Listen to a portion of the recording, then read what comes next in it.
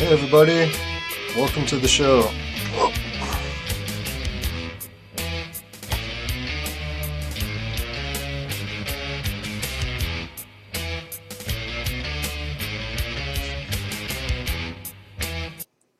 Hey everybody, welcome back to the show. Just had a little bit of technical difficulties when we're trying to connect with Ryan on the beach there, but we did some work on it offline and I think we got it all set and ready to go this time. So just going to start the show off from scratch just because we cut out a little bit there, so might as well start over. And I did do some resolving with the Facebook chat too, so looks like we'll have that all set. Alright, guess a little out of breath here, but I'll try reading Ryan's intro again. Alright, so one of the sayings Ryan has here, as long as you live, always keep learning how to live. Pretty cool saying. Alright, Ryan Lawrence Rios is an esoteric initiative researcher, lover of art, poetry, and philosophy, living in Southern California. He enjoys the beauty of nature and the adventure of the great outdoors. Definitely can relate to that. He is a self-initiate into mysteries and lover of science, mysticism, and the mantric arts. Ryan is a metaphysician. Can't even say that 5 times after trying. Sorry about that. And advocate for superfoods, microbiome nutrition, and works towards advancing awareness of the crucial role nutrition has in the development of spirituality, consciousness, and our communities. Yeah, so true, huh? His passion for the mysteries and the histories of contemporary puts him in association with a rapidly growing community of fellow seekers and explorers. Ryan's presence and participation in the esoteric online communities include the creation and administration of Soul Sovereign. He is a moderator of Art of the Initiate and the Mystical Order of Gnostics, in addition to other such roles and creating and sharing content with and for several other associated pages and sites. He is the editor at Adept Initiates, and that's the group that I work with too. Ryan's contributions to Adept Initiates movement includes content creation, blogging, and aspiring to inspire and be inspired. Last year in 2017, Adept Initiates formed the travel and tour company, Adept Expeditions. And Ryan was among the first from a larger community to attend the Mysteries of the Maya study tour trip. And he's returning again this fall with Adept Expeditions and heading to Egypt for the Recovery of Ancient Wisdom tour. Each one, teach one. Thoughts have wings. Alright, so that's Ryan's intro. I think I did a little bit better reading it that time, so maybe it was good that we did it a second go. Alright, next what I'll do is I'm going to try reaching Ryan here and see if we can get a really good connection going. Hopefully no need to pray to the Skype cloud. We'll get a good connection this time. Let's give Ryan a call.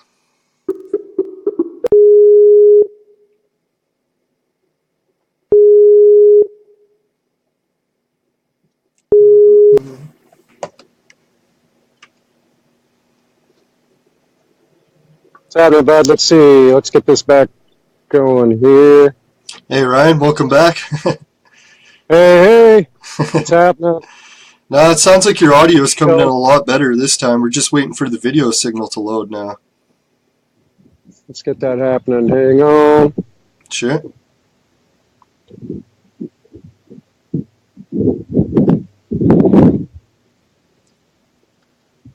See what's going on here. I can't get this to go full screen. Okay. Sometimes it takes a couple seconds to load, and I'm going to copy the chat into the Facebook so we can get that going while we set this up.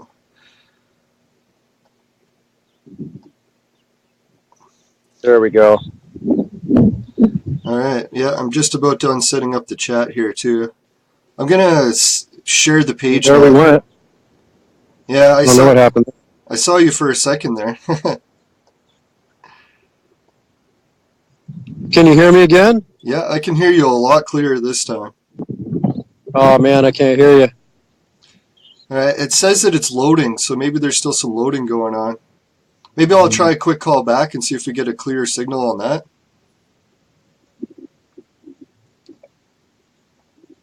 Let's see here. Hey, I don't know if you can hear me, but try calling me back because I can't hear you at all now. Alright, I'll call you back. We almost said it that time. Maybe the third time's a charm, right? And while I'm just waiting for Ryan, I'm going to set up the chat. Hey, you're back? Nice. There we go. You see me? You hear me? Yeah, We're perfect. rolling? Yeah, perfect this time. Excellent. Now, I noticed we got a couple of people in the chat room already who are looking forward to the show, so I'm going to try to link them in here. Oh, fantastic. Even our last video, it wasn't the greatest. It was only plagued by tech problems, but we still had some people join in, so looks like the Adept community is pretty looking forward to this show, too. Great. Hey, we're glad to have you all joining in. Cool.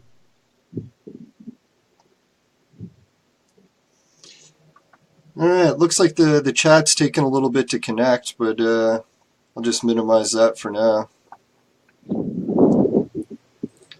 Alright, let's see.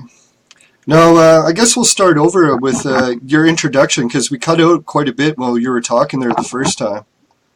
So did you want to just give us a brief introduction about yourself in case I missed anything reading in the intro?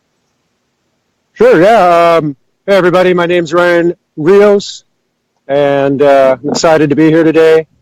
As I was telling Leland earlier, I've been experiencing some really amazing things over the last 3 years. About 3 years ago, I started getting involved with some more esoteric and research-based groups. And it's kind of like when you find your own, you know, and so the growth has just been amazing. And the last 3 years have led me to participating with Adept initiates and a lot of other similar types of groups. Cool. And here I am. Nice. Now we're doing a radio blog talking about a trip I went on with Adept Expeditions. Life is good. Yeah. How long have you been living in California? Your whole life? Or? All my life. Wow, lucky. Yep. So you haven't seen snow too many times. Yeah, I usually joke about that. I'll spell out the letters and, you know, snow. Yeah, I wish. We've had like maybe 1 day of rain this entire year, so it's, you know, there's some green behind me, but we're hurting. It's a drought. Geez, yeah, I guess you guys went through a huge drought, then a section of, what was it, flooding, and then fires, and now back to a drought? Yeah, well, we've been in this drought now for several years. Yeah, I heard even water rationing was going on, right? Yeah, they start doing moratoriums, you know, don't water your lawn, don't wash your car, encouraging arid landscaping. A lot of people in California, and there's not a whole lot of water. Wow. And yeah, those firestorms were something I've never seen in my life. This ended up being the largest fire in our state history. Holy 300,000 acres. And Jeez. yeah, I was watching buildings burn to the ground. It was probably about 7 blocks. I got pretty close. Man, yeah, that's unreal. So I guess the whole fire situation is resolved now then, or? Yeah, it's been out for 2 or 3 weeks, maybe even going on a month now. Oh, that's good to hear. But yeah, it was, like I said, it was unlike anything I've ever experienced. I've never watched, you know, I watched structures burning to the ground and they're, you know, popping and crack, boom, pop, crack, and you can hear debris and boulders and stuff breaking loose and rolling down the hills. And yeah, it was crazy. I watched an 80-unit apartment building completely engulfed in flames. Holy cow. Yeah, that's unreal. Yeah, it was the most surreal thing. It was, so, you know, I mean, I don't know too many people personally that were affected seriously, but It was a close one. A lot of my family had to evacuate from up where they live, and we had no power for almost a day in both counties, Wow. which the chaos of it all and the inability to connect with other people. And but we made it through it. Well, It that's was weird. good. I drove. So, sorry, just a telemarketer calling. All right. Yeah, where I drove up where we were trying to do this earlier, I hadn't driven up that way in a while, and I could see where the fire actually burned right down the coast. And, there's just charred coastal hills now. Not anything I'm used to seeing, We don't Yeah. get it stay that way for a while, but it's California. It's pretty much just another day in paradise. Yeah. No, it's my cousin lives on what is it, Canada's west coast, and she was involved with that whole fire situation they had up there. And man, it's unreal what fire can do to change people's lives, right? So I guess we're always at the will of nature. That's that proverbial fire, comes in, cleans house, and it doesn't really discriminate, but in the oddest way, sometimes it does. Yeah. Things are left and which ones burn, and it brought our community together.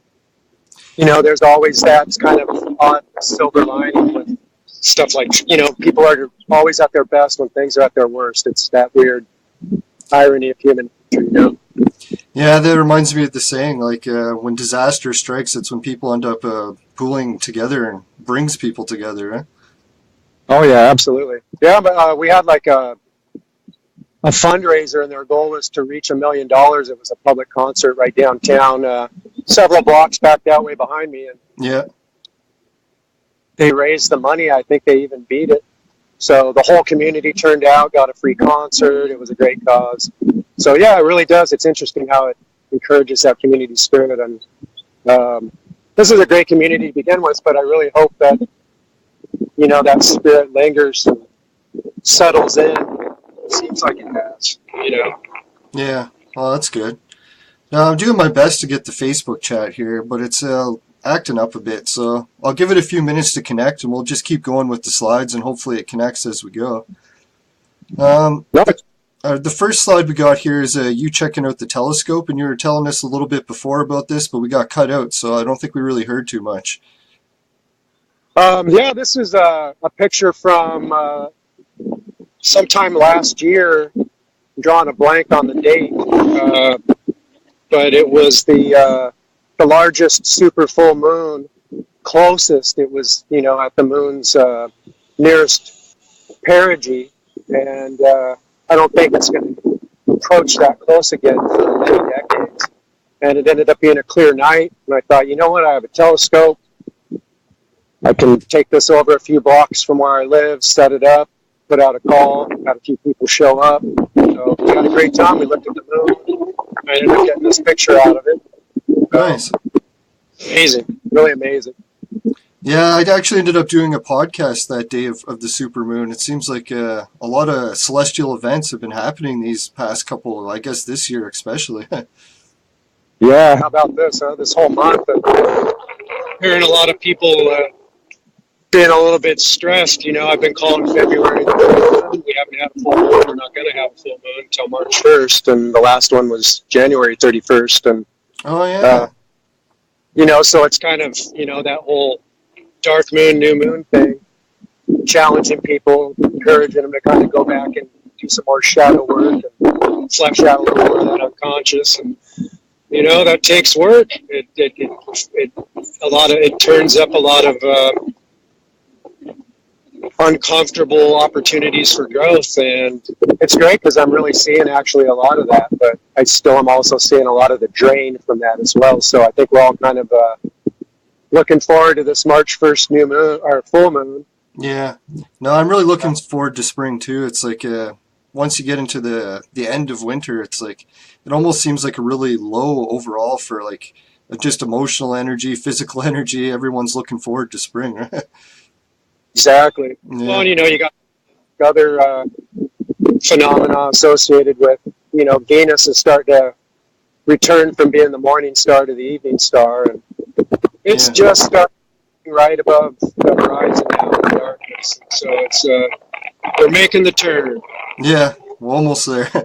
All right, the first slide that I got ready here is it looks like the group that you guys went with for the tour. I'll just bring it up here. Yeah, there it is. Yeah, we were talking before. This is at Xkichmuk, Yeah. and as I was saying before, Next has a great phrase where he says, this is off the beaten Sauk Bay, and the Sauk Bay were the roads that the Maya constructed to link together their cities, and this particular site was definitely off the beaten Sauk Bay. Wow. It's this site where the guides, they'll kind of cock their head and look at you funny and say, "You want to go where?" Oh, that's where we want to go. So it was great. Everybody that's in that picture was the only people that we had that whole place to ourselves. Wow. There's a little there's a family that stewards the property that it's on. So we were blessed to have Eduardo come and keep an eye on us, make sure everything was going just right. Oh, that's And cool. we're really blessed because there's a gentleman just to the left of the picture, and but lower, and that's Don Julio, and he's an archaeologist with the National Institute of Archaeology and History in Mexico. This guy here, huh? Yeah, Okay, and so cool. we were there because he just has vast knowledge and was able to answer a lot of questions and point out a lot of great features. Nice. And it was funny telling you how we just behind us, a lot of these Maya ruins have the same sort of cells for priests that you find in a lot of the medieval and Gothic cathedrals that are belined around the perimeter. Okay. They have this setup. They have these small reflection chambers. And so we went inside one of them at this particular site, Yeah. and we all around the edges of the room and did an intonation, and we walked outside and it started pouring rain. Wow. And we were looking out, jumping around. We couldn't believe it because it hadn't rained for over 2 hours. It rained a little bit on and then didn't rain at all. And the second we walked outside, it started raining. Wow. And before Don Julio was puzzled, he's just looking at us like, what just happened? No kidding. Oh, a lot of mad things happens at these sorts of places. No, it's neat how sometimes the weather seems to be like a sign for things how, just in general, how they're going. Yeah. Well, just, we were blessed to come together with an extraordinary group of people who are all on that sort of level of openness and receptivity to these sort of mystic experiences. Yeah. And we got one. Definitely an authentic experience right there. Yes. I'm looking forward to that video out. Yeah, that'd be cool. The next slide we got here is you guys walking to different sites, and I was wondering, is there a lot of walking on this tour, or is it mostly close to the vehicle spots that they drop you off, or? No, some of these sites, they're like cities. I mean, some of the structures are close together, and some of them are rather far apart. This particular site's called Ekbalam, and it's an amazing place right here. It's was the home of the King of Kings, Ukit Khan Tok, and they found him buried with 7,000 pieces of jewelry and tributes and tokens, and Wow. so there's still quite a lot of this site that's unexcavated because it was excavation only began here in I think, as I was saying before, if I remember correctly, it was the late 90s, 1997. Yeah. So super fresh, super new. And so in this picture, we were heading around back to an unexcavated area, but at the very top of this structure that looks like a hill covered in stones and vegetation and trees, there's something underneath that. And so Wow. Next took us so we could see a little bit of the structure up on the top, on the far back side. And great to be with someone like Next because he's visited these sites and he's very particular and scrutinizes things with a very fine-tooth comb, and so he saw this particular spot and wanted to make sure to see it as well. So it was really cool. That's where we were headed. Nice. Yeah, Next is a really knowledgeable guy. I think he would be an awesome tour guide, right? Oh, it was fantastic. Yeah, and with his wife Karina along for the ride as another host, what she could bring as well from her Toltec knowledge. Yeah. Authentic Mexica. These trips, I would recommend them to anybody. If you can get yourself there, get on it. Yeah, I was just going to ask that too. Is I was kind of wondering in the last question is like, do you have to be in really good shape to go on this tour? Like, are you going to be out of breath after one day, or how is like the walking involved? You know, I mean, I was with a group of 10 people, and it seemed like everybody managed to hang. Yeah. You know, I mean, I can tell there was some points in various moments where an individual was fatigued, but you know, we all together or spread out or what have you. I'm kind of like a freak. I just ran the entire time, jumping off. Yeah, I think I'd get a bit of an adrenaline rush just from being there, right? For sure. Yeah, the energy in these places and being with a group of people, you know, it kind of feeds this collective energy and the excitement. And if you're lagging, someone else is there in the group to kind of pull you along. And for me, it was kind of like a dream come true. It was something that I'd been wanting to happen. And Nex and I have had some fun conversations about how thoughts have wings and birds of a feather flock together. And that stuff's for real right there, you know? So nice. Great to make it happen. Oh, this was pretty wild. This is at a site called Labna, and this was a stone that we found back behind a structure that's called the Tower, and it's a pyramid with like a tower that's still visible on the top. And back around the back side, we found this stone, and it has glyphs that are super worn around the perimeter of it, just beneath where Caden and Digby and Next's hands are.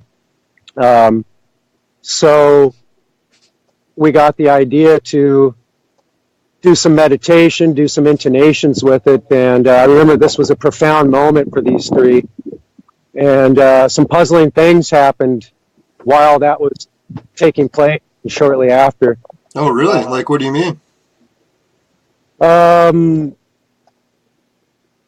There was just random things that appeared, and funny legend that the Maya have. It's their little people, their fairies, their, as the Hawaiians would say, their menehune.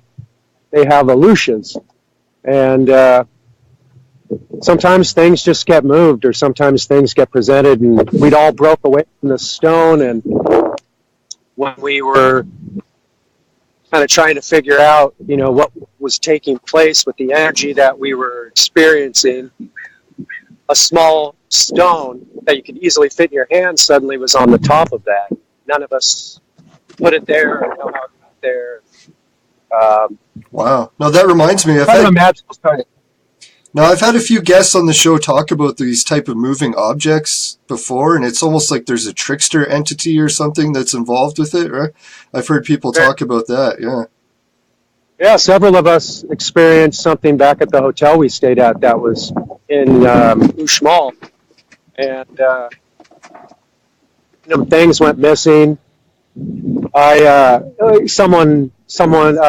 of Next's power cables just went missing. What? And wow. Some money or a stone or something of one of the other members vanished as well. And I had a particularly strange event take place. We're still not sure if it was hotel staff or not. There was really no evidence to suggest that it was hotel staff. Yeah. But the day that I had my experience, we were at Uxmal, and we went back to an area where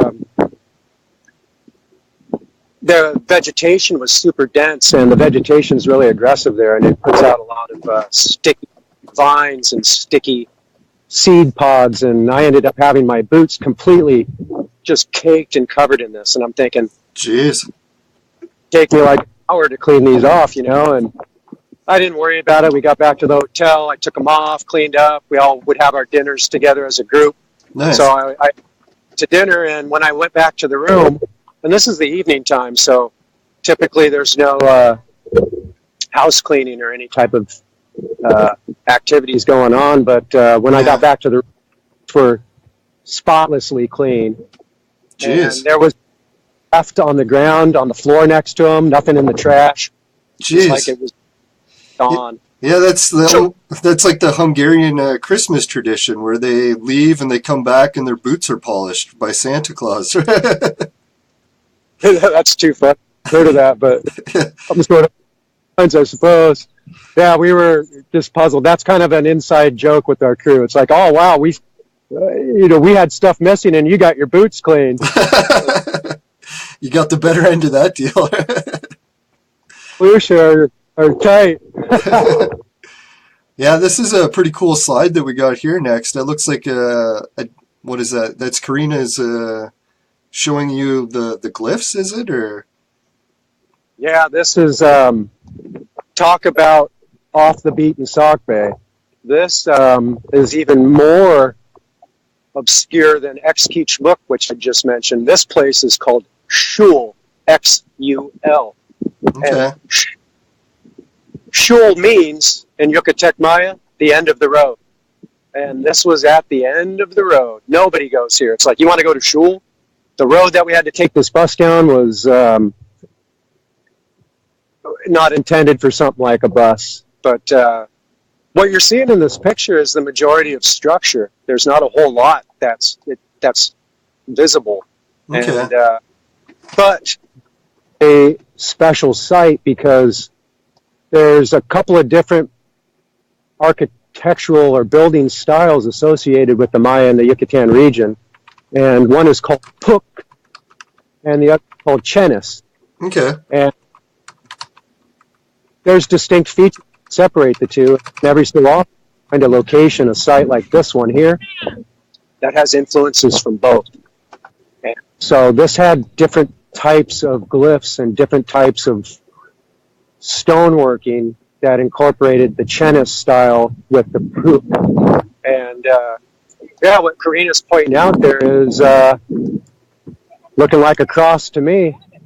Imagine the Spaniards when they saw sites like this and said, "What you have?" And No, it's weird how many these symbology things we see in one place are pretty much universal around the world. Like some signs you find in Egypt, you'll find in South America, and it's weird that way. well, speaking to that, yeah, we were fortunate to have Richard Casaro Oh yeah, as a featured guest host, and he's known for his written in stone books and going around all various sites around the world. And one of his biggest passions is for the triptych, yeah, which is 3 doorways on a particular facade, one larger in the center with 2 equal and equally distanced ones flanked. yeah. It's like a theme common in Freemason buildings, and then you find it in ancient architecture as well, right? Absolutely. Well, in a Masonic hall, you'll see the Grand Master's larger chair in the center with his 2 right hand, left men. They're smaller chairs on each side, so they're set up as triptychs as well. Oh, so neat. yeah, symbolism you'll find apparently just about everywhere. Cool. Yeah, I've never actually been in a Freemason lodge yet, but the one in my city has actually been turned into a hall that you can rent. So maybe next time I have a birthday party or something, I'll rent the hall there. I'll keep an eye out for the triptych. They often they'll host events that are open to the public as well. Yeah.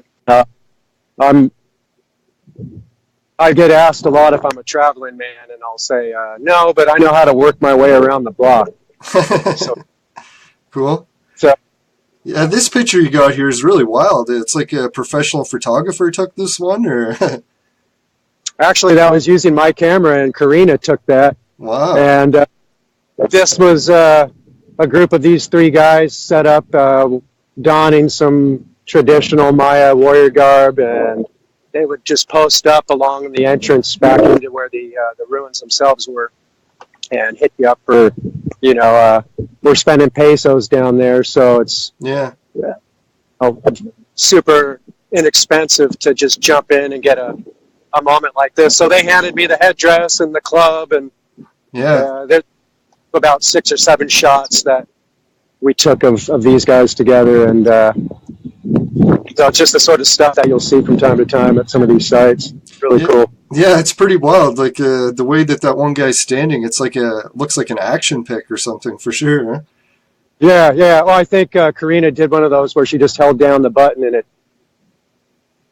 popped off some, those, what do you call those? Like the rapid fire shots, like did a bunch of them, 6 or 7. Cool. So I made a little slideshow, and you can see me, see him standing and then making his move to come running at the camera. It's pretty cool. Yeah, that's sick. No, if I had a picture like that, I think I'd make it my profile picture for sure. Okay, so we got some pictures of ruins that are covered in the jungle still. Is that what this is? Or Yeah, this is looking like, let's see. Yeah, that's Uxmal. And this was the site we all went to on our first day of expedition. And this is a pretty exclusive angle. Most people don't make their way back in here. This is behind what's called the Dovecote. And it was named by the Spaniards for that because of the little cutouts that are still there in some of the spots above, and that were known for just up even further up to the top left corner. You can make out a little bit of some of the structure, and as if those were little spots to nest for doves. wow. And that's where it got the name from the Spaniards. And that was a remarkable structure back where we're standing. Evidently, there was a lot more going on that has just not been excavated. So nobody really comes back in there. But the cool thing about this is to be able to get the Magician's Pyramid, which now you have just sort of in the top right corner in the photo. Ah, here. Yeah. See it centered now. And that's quite a distance away. It would take several minutes to walk there from where we are. That's Okay. a massive structure at that site. So it's fun to get a lot of these shots and incorporate some of the other structures into them. Yeah, I noticed it looks like you got the two different types of block designs here too, where the larger blocks mixed with the smaller ones. Is it like a plaster that's holding them together, or cement, or what is that?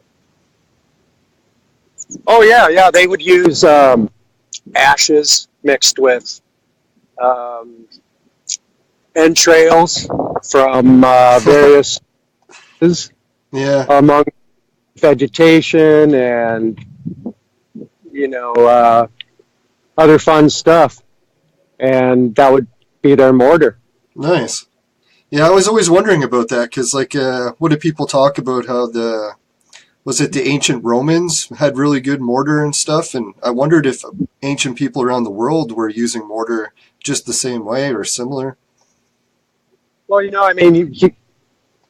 humans are pretty smart, and I think that you make those associations and you find ways to apply. This stuff's sticky. Can't get this off my hand. I bet you this would be good for this, and I'm sure it was, like a lot of things, a trial and error.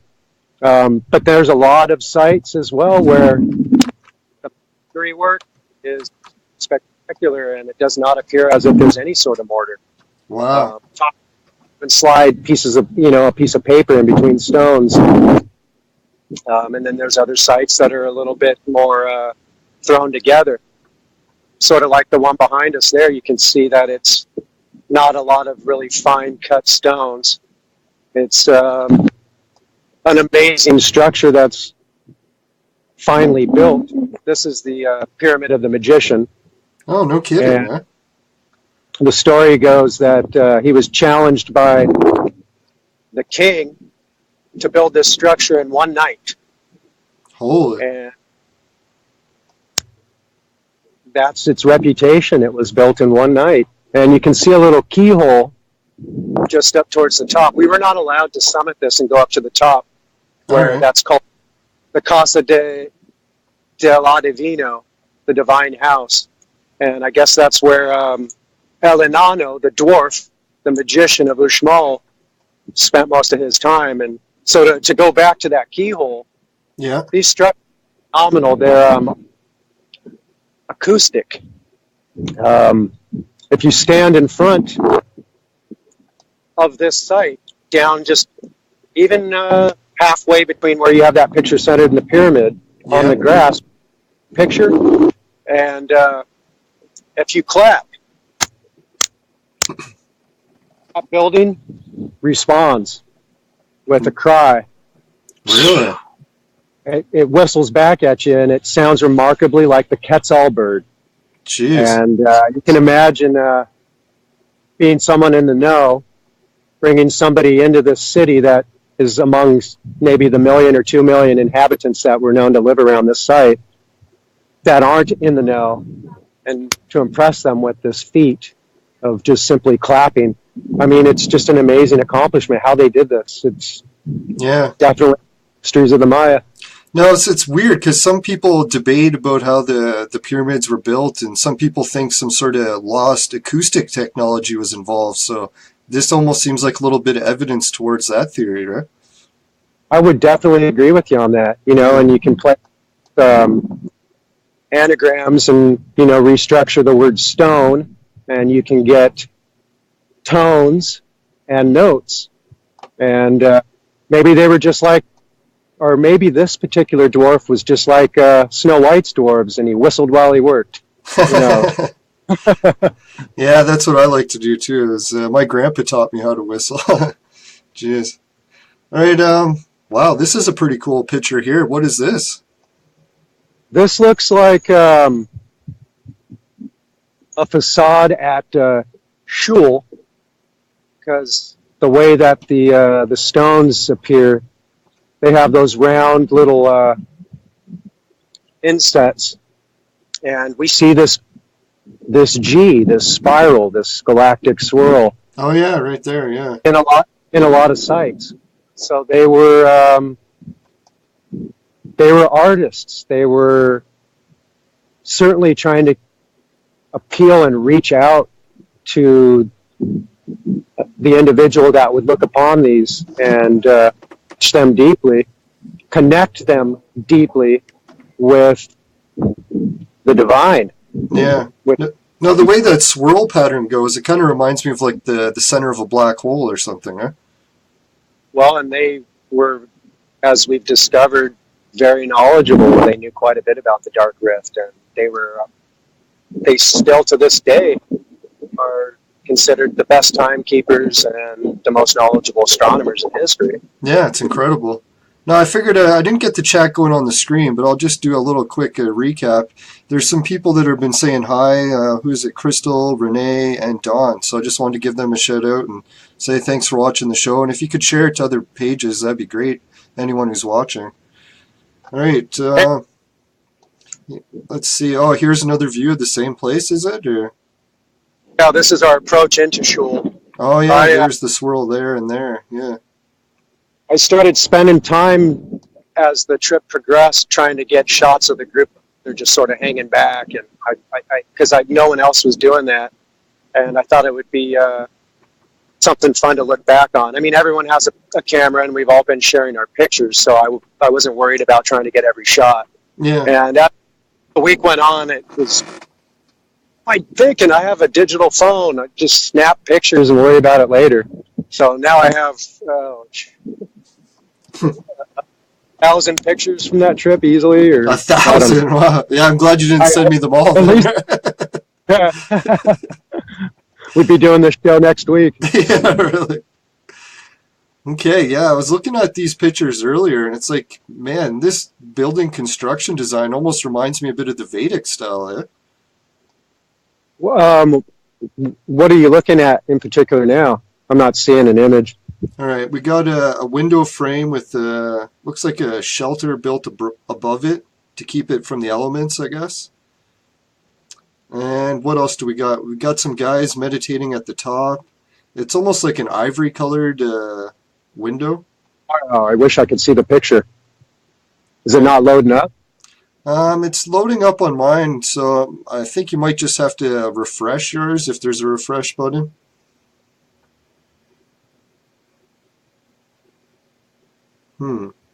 Yeah, I wonder how I could describe it better. It's there's like Well, 5 white cones that are in front of a window, and it's got a shelter built above it. wow, I saw so many spots that remind me of that. But we didn't meditate at every spot. So Yeah. what I'm thinking is there's a group of us sitting. No, it's just it looks like a reed hut constructed above some sort of wall that's ivory colored with 5 cones and a window. If that's at Ekbalam, they have their particular structure that you could climb as well. This one was especially steep, and the views from up top of this one were amazing. I mean, this was it was a pyramid where, you know, you had to be very present in the moment, which is in the spirit of what the Maya were all about. Okay. You know, you would walk steep steps to the top, and then you would have to walk back down, and walking up was actually easier, but walking back down, you know, you could fall. These steps were so... No, my dad was telling me he went to visit these pyramids when, I guess, about 10 years ago. And he said the climbing up the steps didn't seem so bad at all. But once you got at the top and looked down, you're like, holy crap, this is really steep, right? And it's like one false step, you're going down, right? That's just what I was saying. It was sort of like, can you get back down and, you know, disseminate this knowledge that you got when you made it to the top? And so you would actually have to snake walk, serpent step, walk sideways. Oh. And that deliberate. It was a deliberate part of the construction. Nice. Now, I noticed the picture I got on the screen next looks like one of the larger pyramids, and it's illuminated by a red light at night. Oh, I'm wondering if this must be Chichen Itza, and that's El Castillo. Okay. Wow, I really wish to see this on the screen. I don't see a refresh button. Yeah, if you want, I could give you a quick call back. Usually that'll refresh it too. Want to You try want to do that? Yeah, let's do that for a second. I'd love to see what you're talking about. So cool. All right. All right, well, I'll call, and I'll give you a call back in a sec. All right, everyone, I'm just going to give Ryan a quick call back because it looks like his video froze, and I know with every different Skype version, it's hard to get to find all the different options for refreshing. So we'll just try calling him back, and hopefully that'll resolve it. All right, welcome back, Ryan. So can you see the slide now or no? I can't see it. Yeah, that's unfortunate. However, I have 3 images of myself on screen. Yeah, that's different, eh? Here, let me try closing this one. Did that affect anything, or? Something opened up for a second and then it went away, and then yeah, I have 3 images of myself, and I don't know if I touch one of them, if that just puts me full. Yeah, you can try a couple things if you want, and I'll bring up the next slide while you try that.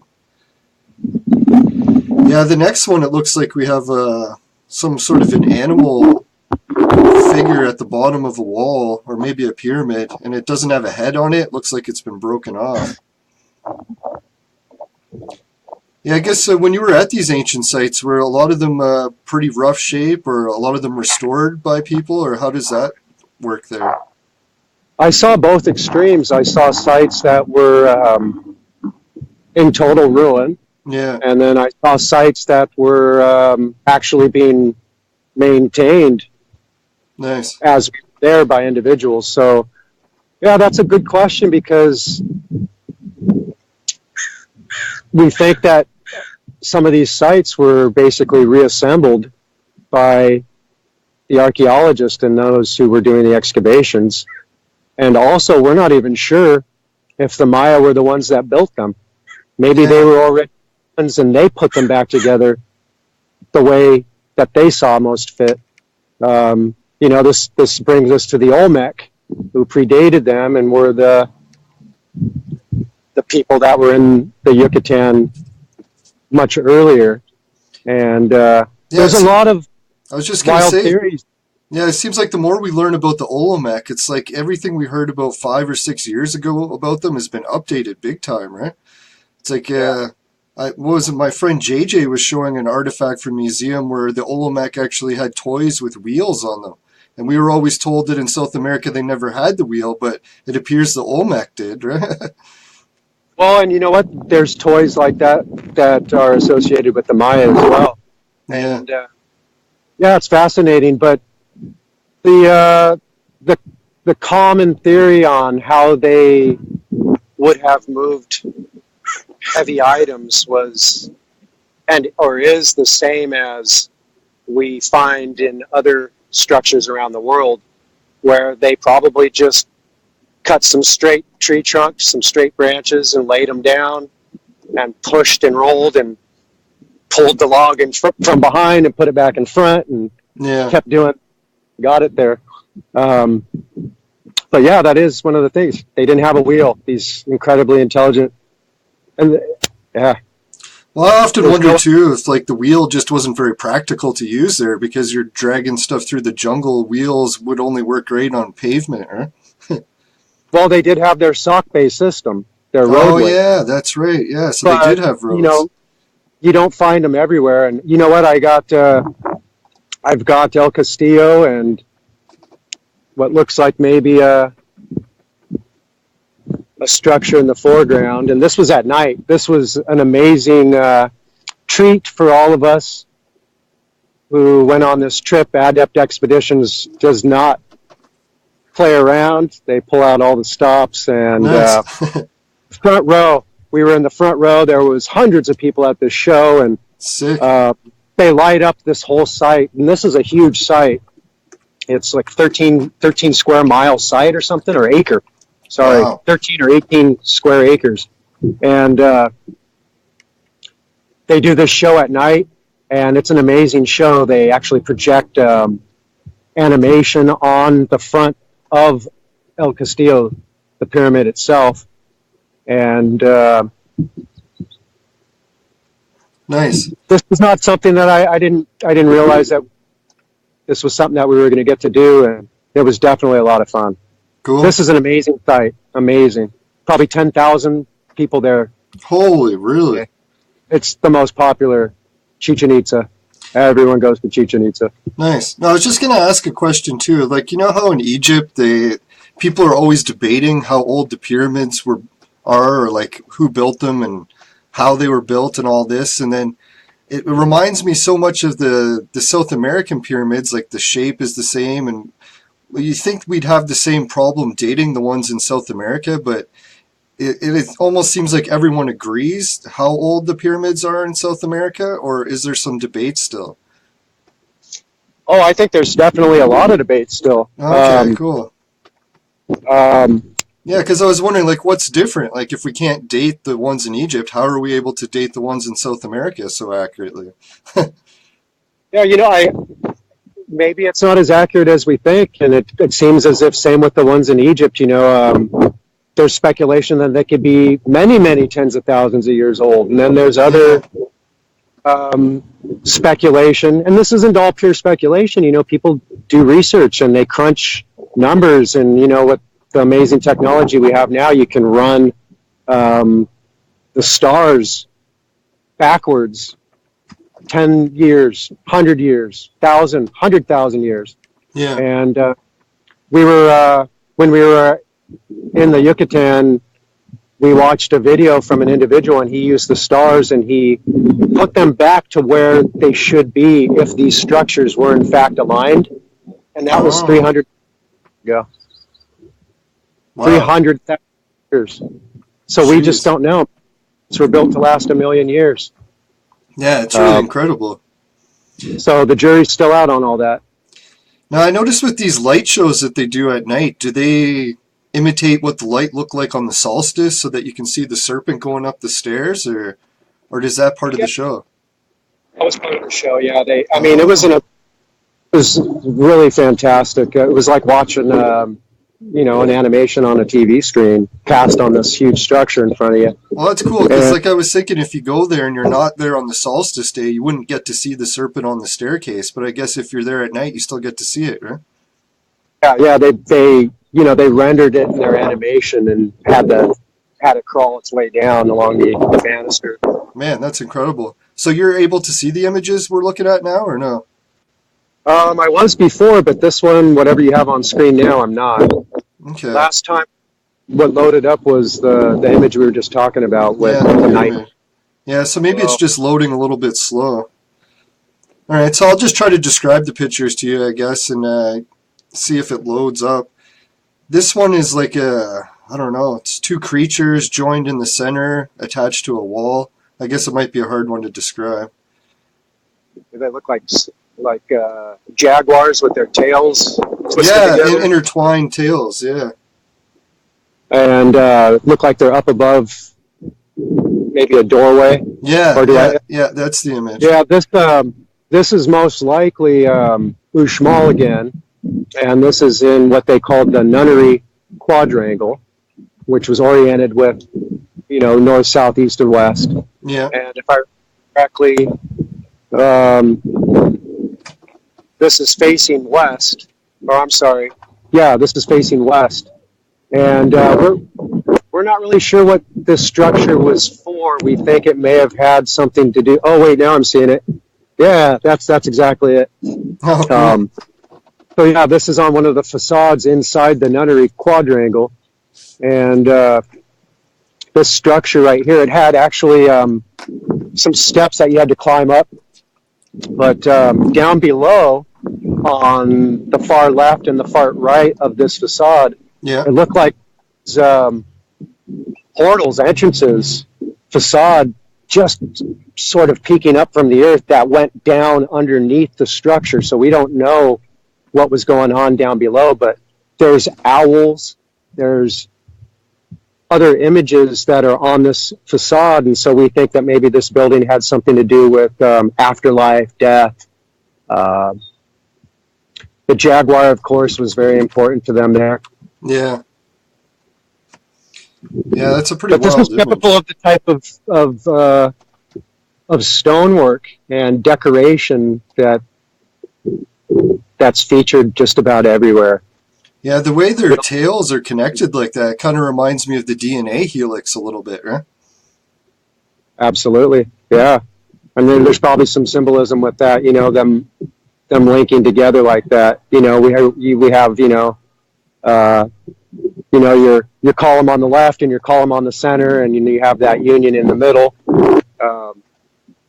They were well aware of that. I truly believe that they understood that concept of being in the center, pulling the extremities in. That's cool. This is Ekbalam, and this almost has a feel like it's a structure from India. Yeah. And this is covered, and this is just one statue of a massive facade, and they're very well preserved. But like I was saying before, at Ekbalam, the excavations there didn't even begin until 1997.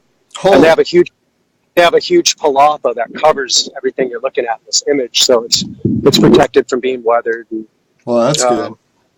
They're stewarded. There's people on site to make sure that no one's doing anything they shouldn't. Yeah, that's good. No, see, like posture with a mudra or what have you. And so there's just symbolism within symbolism, and you could spend years studying sites like these and still be learning. No, it's really wild. I had a guest on the show named Stein who was pretty much researching the connections between Vedic and South American symbolism, and it's remarkable how much is the same, right? It truly is. I mean, I think probably for anyone that visits sites around the world and starts noticing these similarities. Some of them are very, very obvious, Yeah. such as Richard Casaro's triptychs, or just the symbolisms that tend to emerge. That, you know, there must have been some interaction, if not maybe a precursor culture that was spread across the globe. Yeah, it's true. Now, one of my guesses to that whole theory is basically like we see a lot of the same symbolism going, and then it's like, what happens if it was contact between the two places that allowed the symbolism to match? Or maybe shamans and astrologers are looking at the same things, or contacting the same entities in the shamanic realm, or they're basing their observations off the same set of stars. So maybe that's some of the reasons why we're finding connections. Might not even require actual contact between the two. Maybe it was, you know, some sort of a mystic connection. Yeah. Telepathic, astral. We could go pretty much anywhere with this because we don't know. Yeah. Truly suggestive of that. This is from standing on top of the Great Pyramid. Oh. So the vantage point from here is spectacular. This is one of those pyramids that you do not want to fall when you're walking back down. You will. You might not get up. Yeah. Now, what would you say the danger factor overall in this tour was? Did you feel safe the whole time, or? I mean, I felt safe. You know, I'm pretty sure. I like to hike and climb and do all that sort of thing. So yeah, I mean, that's what I was saying before. Is you know, and I picked up on that right away. That, you know, you need to be very, very present and paying attention to your footing. And you don't want to be texting while you're walking on the edge. Yeah, definitely not. Yeah, you know, there's always a moment where one individual or another wants to push to the edge of something and feel that little bit of a rush, you know. Yeah. Oh, that's cool. That's the backside of the very. Oh, you know what? That looks. Can you wide that back out again? Yeah, that looks like one of the structures atop the largest ball court in Mesoamerica, which is at Chichen Itza. No kidding. So imagine being a dignitary. I mean, and that's, you know, look at the portal. There's another triptych for you, by the way. But oh yeah, the three. Yeah. Look at the size of the door. To give you some idea of how big this ball court was. That's one on one corner. There's one on the other edge of that side, and then there's the other side of the ball court that has two more of these structures on the outer edges as well. Wow. So, massive ball court. Archaeoacoustic as well. You stand in the middle of a clap, every single time it will echo 7 times. For each clap. So how they did this, it's just, we don't know. No, it's I was just going to mention that I had another guest on the show who was studying to be a Santeria priest, and part of their legend said that it was the beats of drums that was the sounds or the acoustics needed to summon the gods. And then if you think back to, what is it, the Mayan creation mythology, how they had the 2 hero twins, and they were playing the game on the ball court, and it was the ball court bouncing that made like a drum rhythmic sound that actually summoned the gods' attention also. So that's probably why the ball court echoes so well, right? Oh, I think very much so. Imagine, I mean, it must have just been wild. I mean, a ball court like that size at a place like Chichen Itza, I can't even imagine how many people must have been attending, and just the roar of the crowd. Yeah. You know, I mean, the smaller scale, but something, you know, akin to our you know, stadiums. Yeah, back in high school, we actually used to play hacky sack a lot, and we made a version of the game that was similar to the ball court game that these guys were playing, and I played it every season for 2 years and retired undefeated. But so I really like the Mayan ball game. It's one of my favorite things to research. It's a good thing that you weren't playing that back in their day. Because yeah, get decapitated. It was the winners, because they were the better tribute to the gods. No. They wanted to get best. And it also was a great equalizer for their culture too. Yeah. They, have anyone be too far ahead of anybody else. So a No, lot of fun theories. yeah, it's always been a dream of mine that the Mayan ball game will actually make a comeback one day and be a popular sport again. But I don't know if it'll ever reach the point that it used to back in the day, right? Because it was the most popular sport in the world before soccer or anything else was invented, right? They still play it down in places in Central America and in Mexico, as far as I know. No, in Asia, in Asia they have a version that they play too, but they call it Sekbatara, and it's amazing how similar the game is. And some people wonder if the Asians or the Chinese had contact with them long ago too, right? Well, you have a lot of these XIU words, Shu, Oh yeah. X. Doesn't appear that there's anything that you can draw from the structures themselves, but yeah, you start looking at the language for sure. So you're looking at, is this?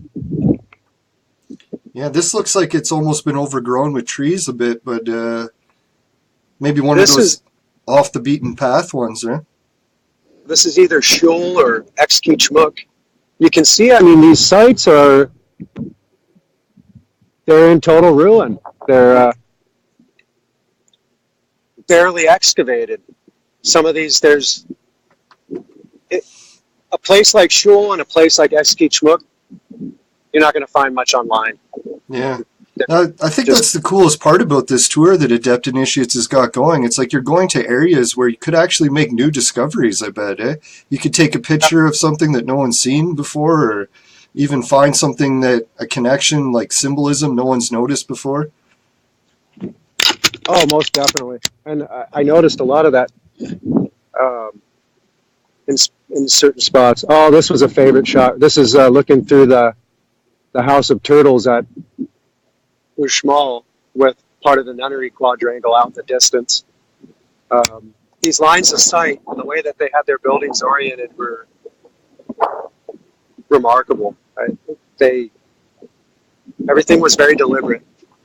Everything was very oriented to the other structures, to the cardinal directions, to the constellations. Yeah. And ley lines as well.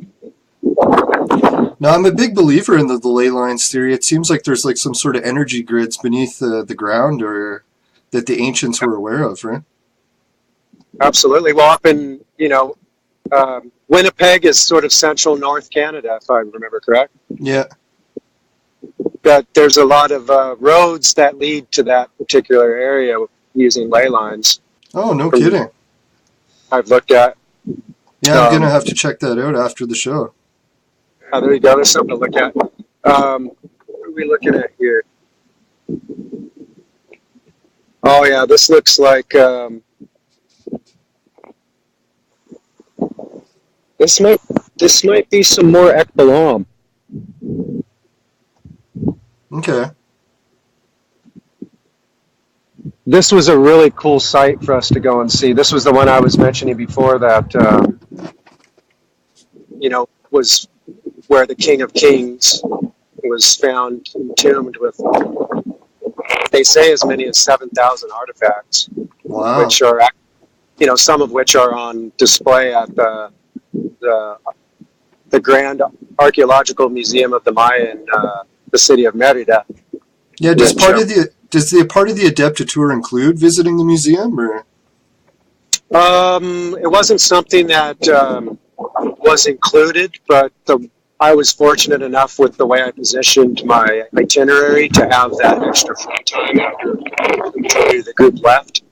And so Next and Karina and Richard Casaro and myself went to a couple museums to kill the 3 hours that I had till I had to depart.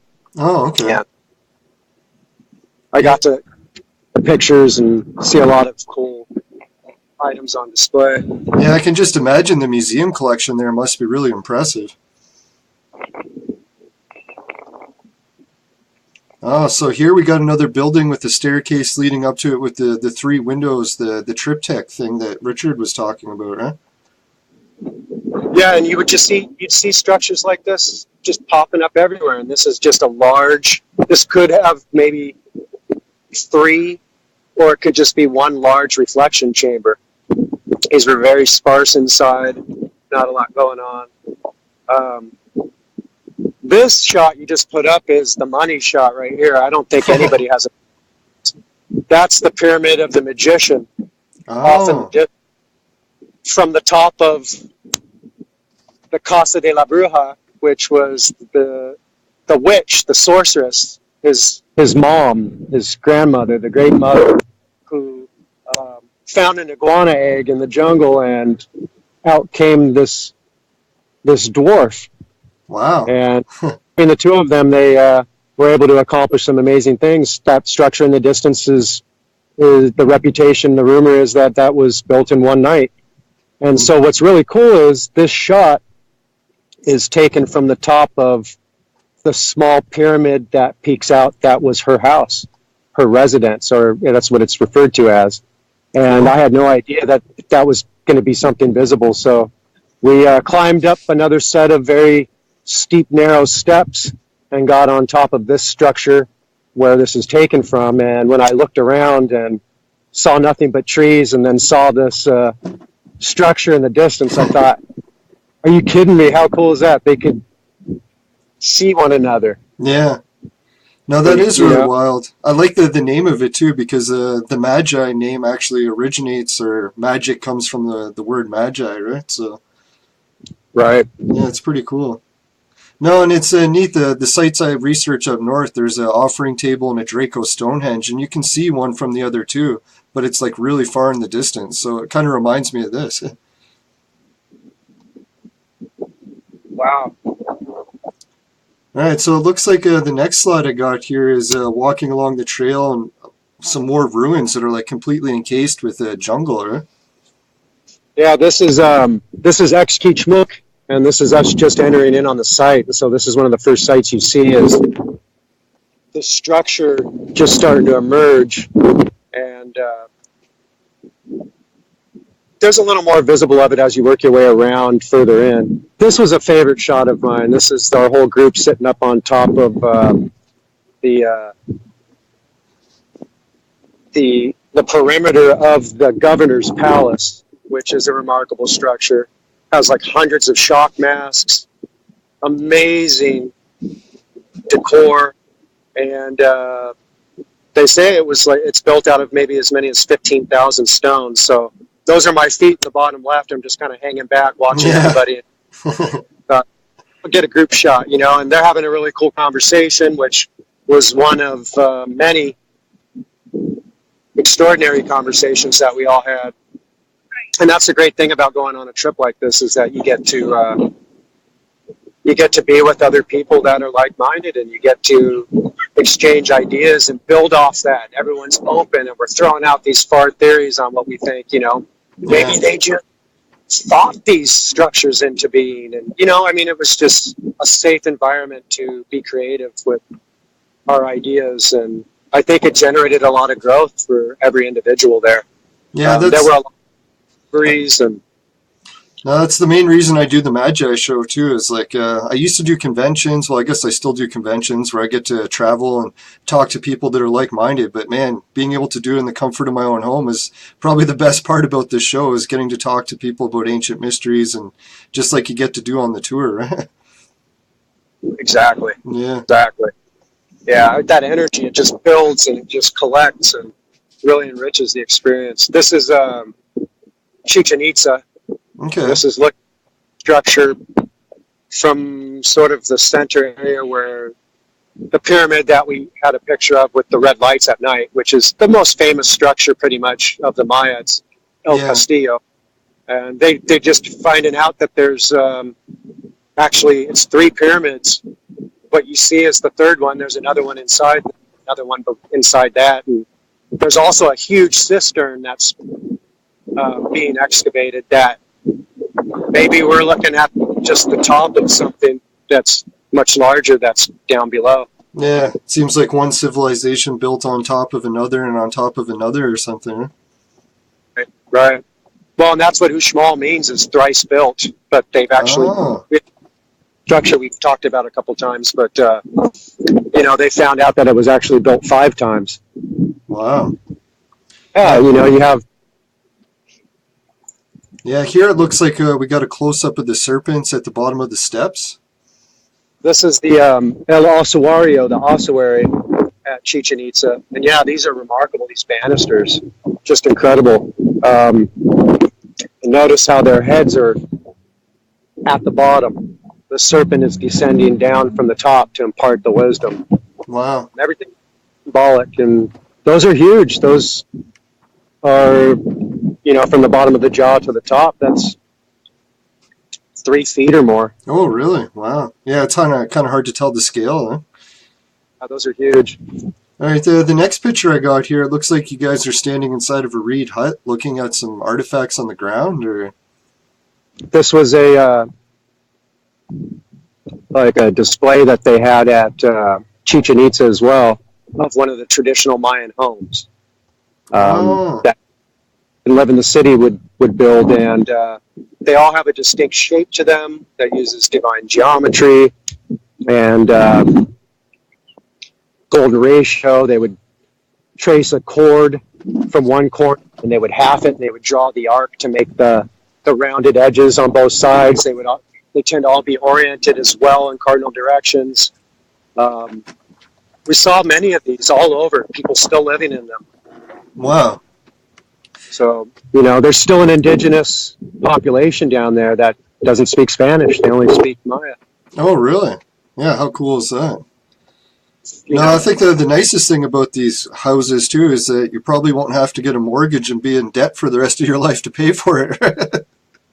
No doubt. I mean, it's kind of like something that's not anything I'm used to, certainly living in the States, Yeah. where, you got to do a million hoops to build a fence, let alone a hut, but yeah, these are everywhere. So yeah, this was just something they had on display, and we hung out in there for a minute and took a breather and checked out the random. I think the guy on the left's looking down at the hearthstones, which are very symbolic as well. They would always use 3 and associated with Orion's belt and Oh, stability. yeah, no kidding, eh? No, my research goes into Orion's belt a lot, too, so I like hearing that connection.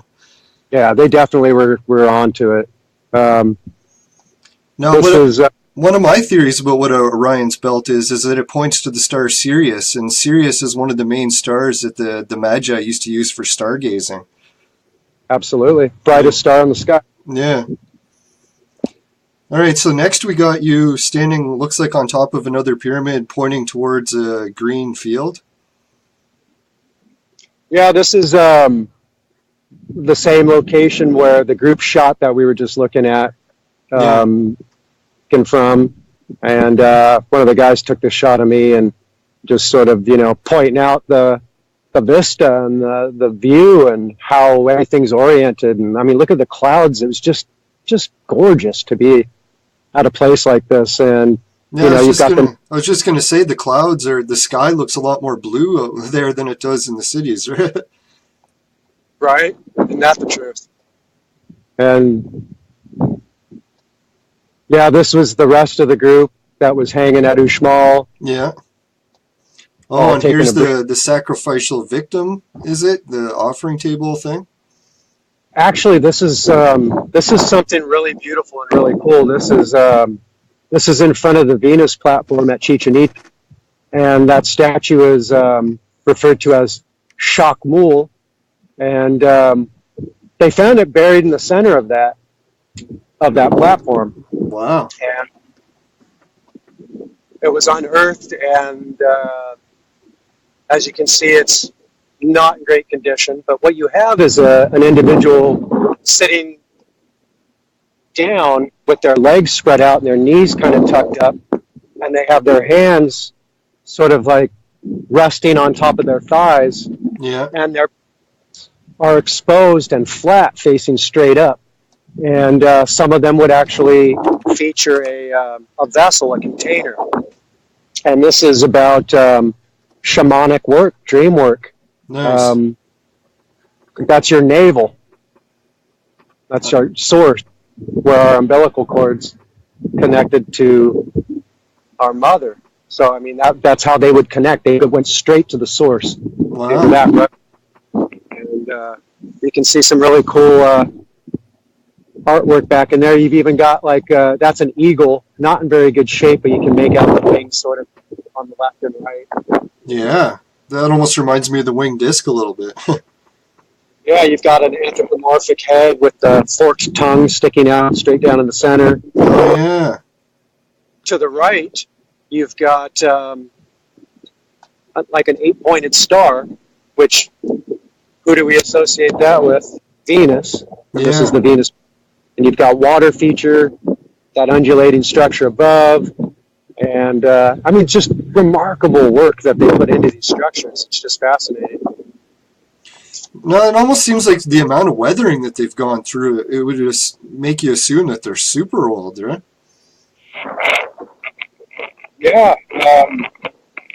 We don't know. We have the historical and the cultural information, that these sites were thriving typically in the, 600s, 900. But there's also a classical period, a pre-classical period, as we've discovered a lot of these sites are built on top of other sites. This was more than likely buried for hundreds and hundreds, maybe 1,000 years. Yeah. So very well preserved, Yeah. And that's the famous field looking up. You cannot limit this one anymore either. Okay. Wear and tear, and I guess there was an unfortunate accident not too long ago where someone fell and they died. Oh, terrible. All right, well, it's just not the sort of thing. This site has so much traffic. I'm not even joking. There was thousands and thousands of people there that day. Yeah, I was going to ask that too. Like, if you go to a place like Niagara Falls here in Canada, you're lucky if you can even see anything because you're squeezing through like mosh pits of people. But I guess is it really that bad there, or is it like you can still move around, right? It's more spread out. And I guess it depends where things bunch up and whatnot. But it's kind of funny at this site. Like I was saying, it's the most popular site. Yeah. There were vendors. Hundreds of vendors lined up along the walkways, yelling at you, blowing jaguar whistles, trying to get you to buy this. Predator statues because of that movie that was in Antarctica. Yeah. And they kind of roped in the Maya theme. So I mean, they're artisans, they're vendors, they're merchants, they're capitalizing on the same. Yeah. Well, you might as well. Everything revolves around money these days, or can't live without it. Yeah, it looks like we got some more serpents at the top of those staircases too. And a lot of these pillars almost look like Roman pillars or something. I lost the image, but what you had flashed there for a moment was it's like the Temple of the 1,000 Warriors, or I wish I could recall exactly what the structure's referred to as. But no, we could add it to the chat later. There's a lot of those columns more close to the main structure that actually have like warriors posed carved into the edges of them. Oh, okay. Sort of like the terracotta warriors or something. Sort of like that, but just sort of carved into those structures themselves, those columns. This is another place that is roped off that you can't get up to, but up top there's another shock mole statue, and I would have loved to go up top and see what else is up there. Yeah. So when they have it roped off like that, is that like for everyone, or I guess scientists or archaeologists are still able to go in, or? Yeah, I mean, I imagine if you're permitted, you're more than welcome, or you're authorized to go there. But it's just you might have so to much get special permission. Yeah. Like you were just saying, money. Yeah. You pay the right person, you're getting in. Sure, there's a lot of that happens at sites all over the world, Yeah. Okay, here it looks like we got another place that's illuminated at night. It's a smaller building with a wall next to it. This is more of Chichen Itza, and this is looking down the the far end of the ball court. Yeah, I was gonna say it reminded me of the ball court again. So to your left and right, shooting at us, as if coming out of the picture would be the long sides, the edges of the ball court where you would have had the hoops. So this was looking down at that edge. Nice. Geez, I can't get over how many of these doorways all have the triptych symbolism in them. It's like... Yeah. Richard Casaro's having a field day at this moment. I can imagine. He's talking, and this was a particularly interesting spot. It almost was like a sentry post, perhaps, or because just behind it were the stairs to get up to the platform that the governor's palace is built on. But one thing that was unique about this structure here is to his left and to his right are cylindrical columns. Those pillars are. Did not see that anywhere else at that entire site except that building. Yeah, that's then another thing from Freemasonry, the two towers, right? Like, what is it, Boaz and Joachim or something like that? Jacob and Boaz? Yeah. So, it's pretty hard to deny when you look at these structures and you look at the stonework. The Maya were Masons. Yeah. They were Masons. No, that's unreal, because that's the symbology that dates back to King Solomon's temple too, right? Like those were the two pillars came from. So it's like there's a connection to Solomon's wisdom in the Mayan ruins. Well, I think that we all sort of have that the duality speaks to us. We all have a sense of it. We have a left arm or a left hand, and we have a right arm or a right hand, and so. Or the hero twins, or Cain and Abel. There's so many parallels. The yin and the yang. Holy, here's a view of how steep the step incline looks, right?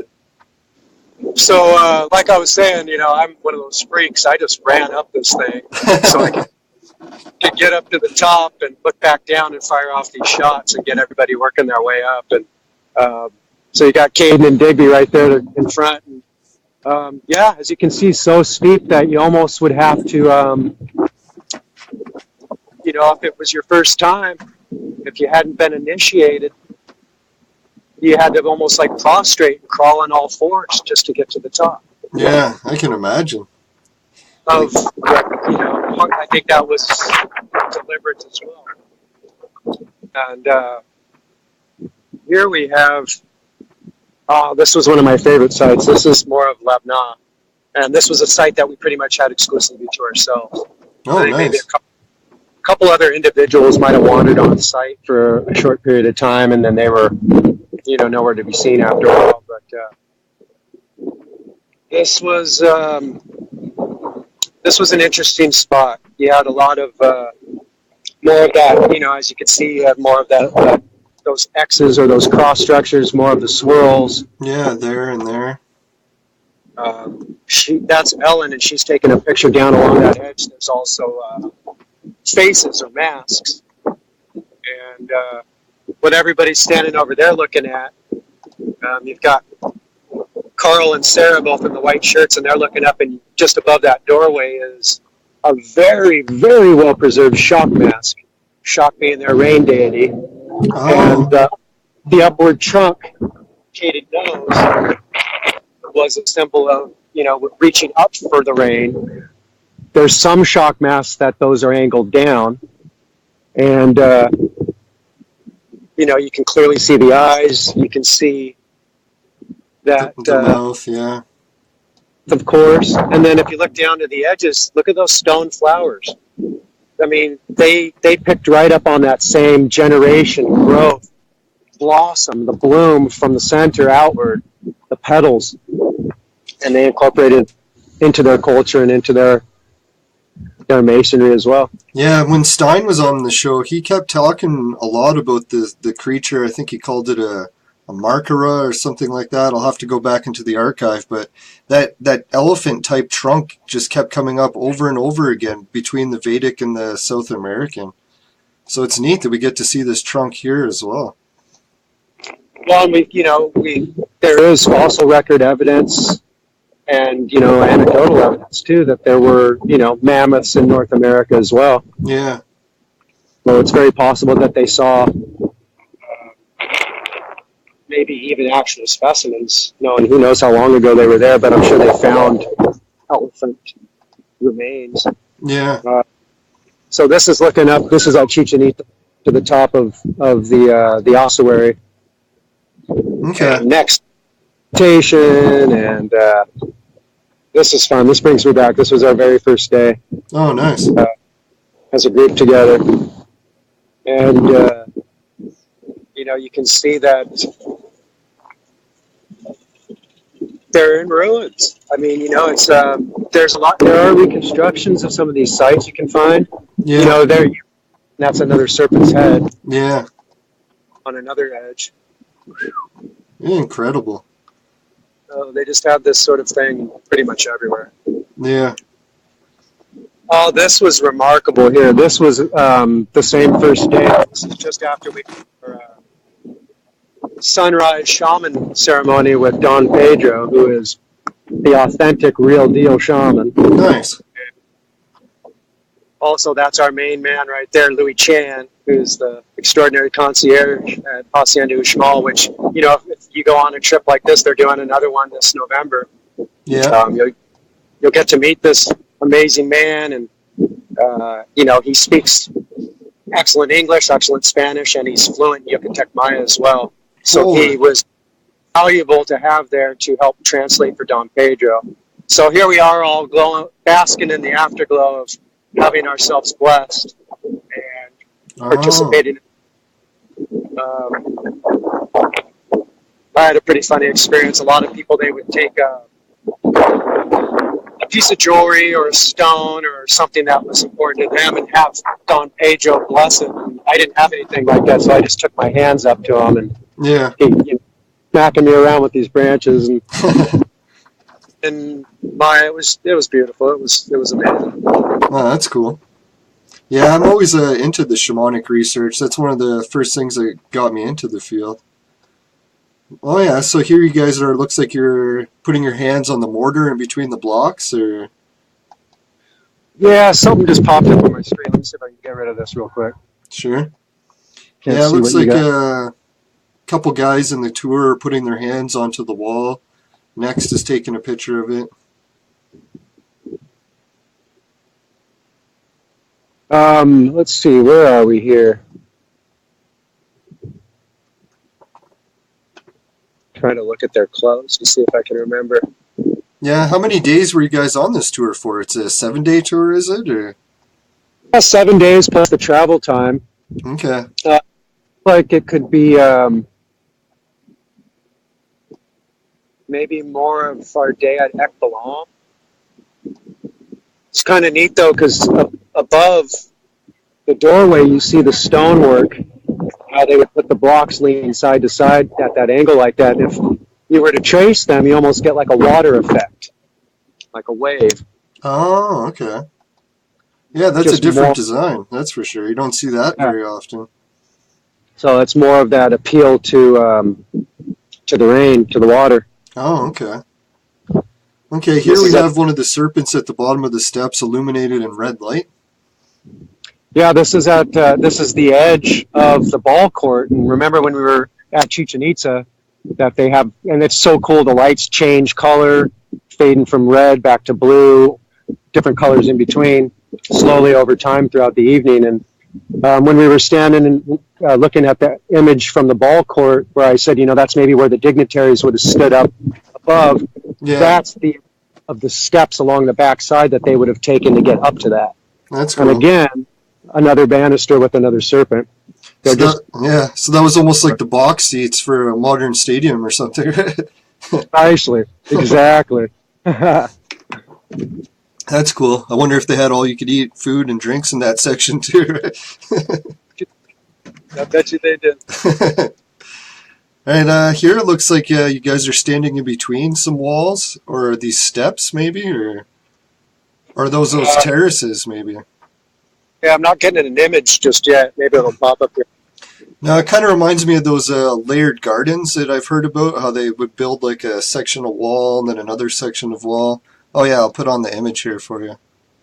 There we go. Nice. Yeah, yeah, this is Ekbalam, and this is us stepping off off the beaten stock bay once again, and we're exploring back in what looks like,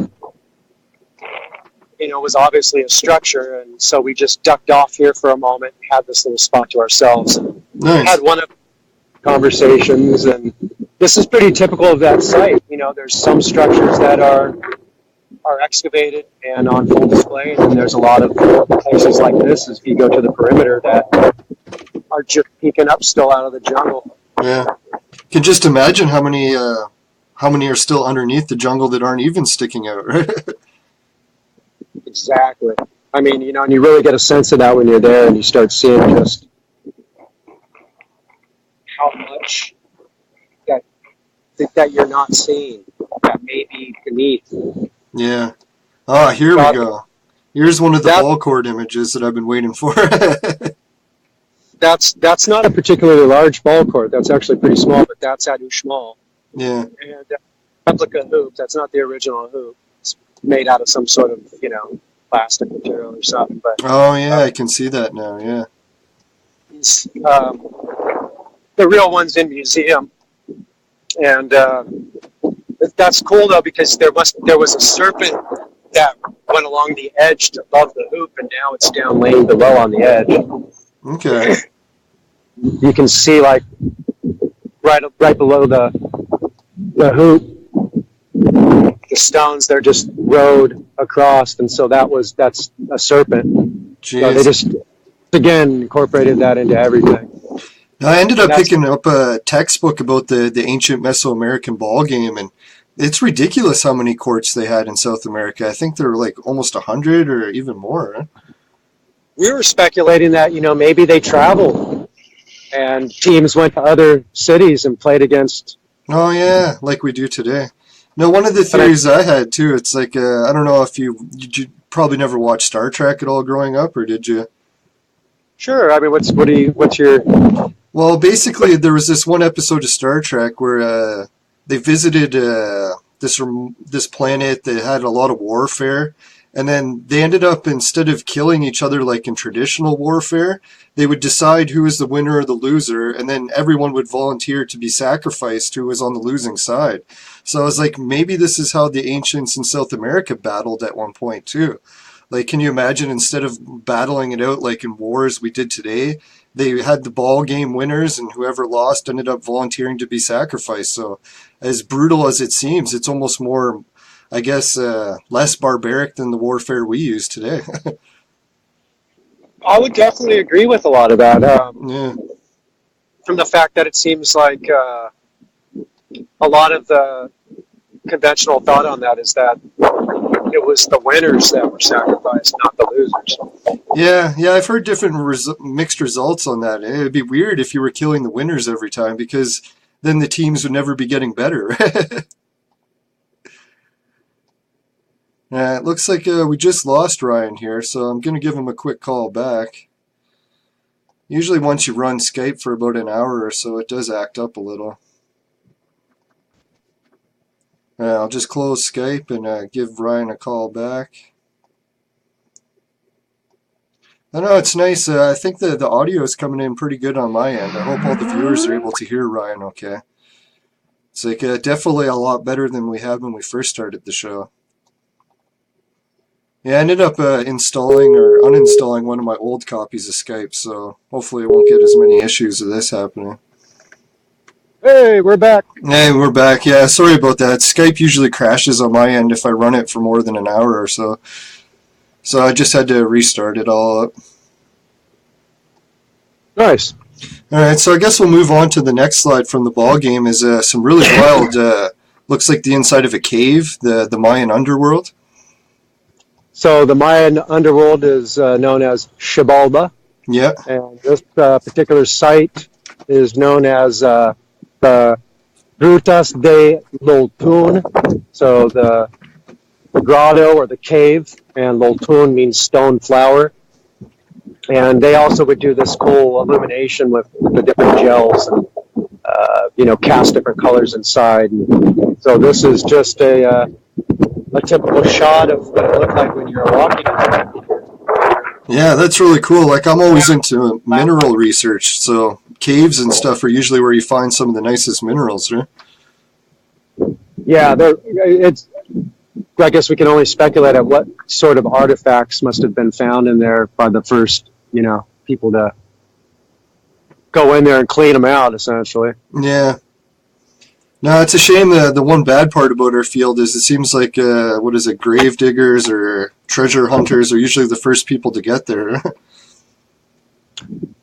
Of course, I mean, your typical opportunist. Yeah. No, this pyramid's really overgrown too, it looks like. Yeah, I'm having a hard time figuring out where this is from, but what I think this could be is this is either Ekbalam.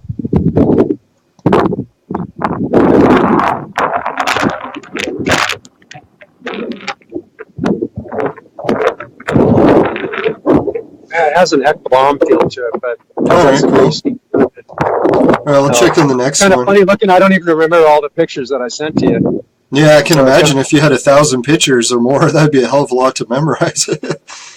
Alright, so the next one we got here looks like a hole in the ground, or is this like a cave, I guess it would be? This is what they referred to as one of their choltuns, and this was a water reservoir. Oh, sort of like a mini cenote or something. Exactly like a mini cenote, and so it's been said that you can tell how large the population in an area was by the number of these that are in the vicinity. Oh yeah, that makes sense. And if there's relatively few, so we would shine our lights and look down on those, and you could see down a little ways. And so that was one I think from Shul, and then here we've got. Jesus, it's like 3 circles for that triptych symbolism again. Yeah, I mean, you could spend literally years just trying to figure out what was the motivation, what's the symbolism in all of this. This looks to me like this is a spot at Xkitschmuk. Okay. Now, it's neat how this head on the next one is inside of the mouth of this creature, because Stein brought that up as one of the main features that he finds in the Vedic and South American have in common. It's like a guy's head inside of a creature's mouth, right? Absolutely. I mean, this would be, this is like their Quetzalcoatl. Oh, okay. And he's emerging out from within the serpent. And the reason I was really fascinated with this because it's so well preserved, but this is the only one of these features. This site is one of my favorites. This is Labna. And very, very Maya. Yeah. You look around at the thing, and then you see something like this. This is very, very Toltec. Oh, okay. So as Toltec started moving into the area, you could imagine as they started impressing their influence that they would, like, that doesn't belong there. I think it was added after the fact, and I think that was a way that the Toltec were saying, like, they were putting up a flag. Yeah. So anyone that onto that site, they'd see that and they'd know that spot was, kind of like already, it belonged to the Toltec. No, it's like how in modern times explorers will put a flag in the ground, or when the Spanish were conquering, they would tear down the temples and build a Catholic church on top of the ruins. Right. It's basically marking their territory like a dog does. Right. I mean, they're flexing. It's political power. They're flexing, fully flexing. This is back over at Ekbalam, and this is that extraordinary facade and those statues. Yeah, this is the one we were looking at earlier, and I couldn't get it to come up on the screen, but now we got it. Like, look at that. Look at that person. You can see them looking to the right, but if you pan back to your left a little bit, zero in on that figure. I mean, what does that person look like? What does it look like they're doing? Meditating, yeah. Bam. So, were these bloodthirsty savages, or were they mystics who were cultivating spirituality and higher consciousness? No, I'm glad that they got these. Yeah, I'm glad that they're preserving these. Like, even that hut's better than nothing, right? Exactly. Yeah, imagine it lasts a few years or more, and then they just replace the top of it. Yeah. Is this a picture of one of the observatories, or? Yeah, this is called El Caracol, which means the snail shell. And nice. This is really, really a great shot because This is the view from our second hotel. Oh, really? We didn't stay in just one place because the drive, it was like a 3-hour drive from where we were to get to here. So rather than spend the entire day there and then drive back, we just checked out of our old hotel, checked into this one. That's cool. Closer to Chichen, and then we just stayed there one night and went back to our base back in at Hacienda Uxmal. So how does I was just going to ask, sorry, how does the tour work when you're staying at the hotels? Does what you pay include the hotels, or how many different ones do you stay at throughout the trip? Well, I mean, that, to be honest, personally, it wasn't anything that I picked up on looking at the itinerary, or, you know, I kind of scanned the itinerary and focused more on the sites. Yeah. Accommodations, but I imagine that the tour will, you know, future tours, the one coming up this November, will be formatted the same way. Okay.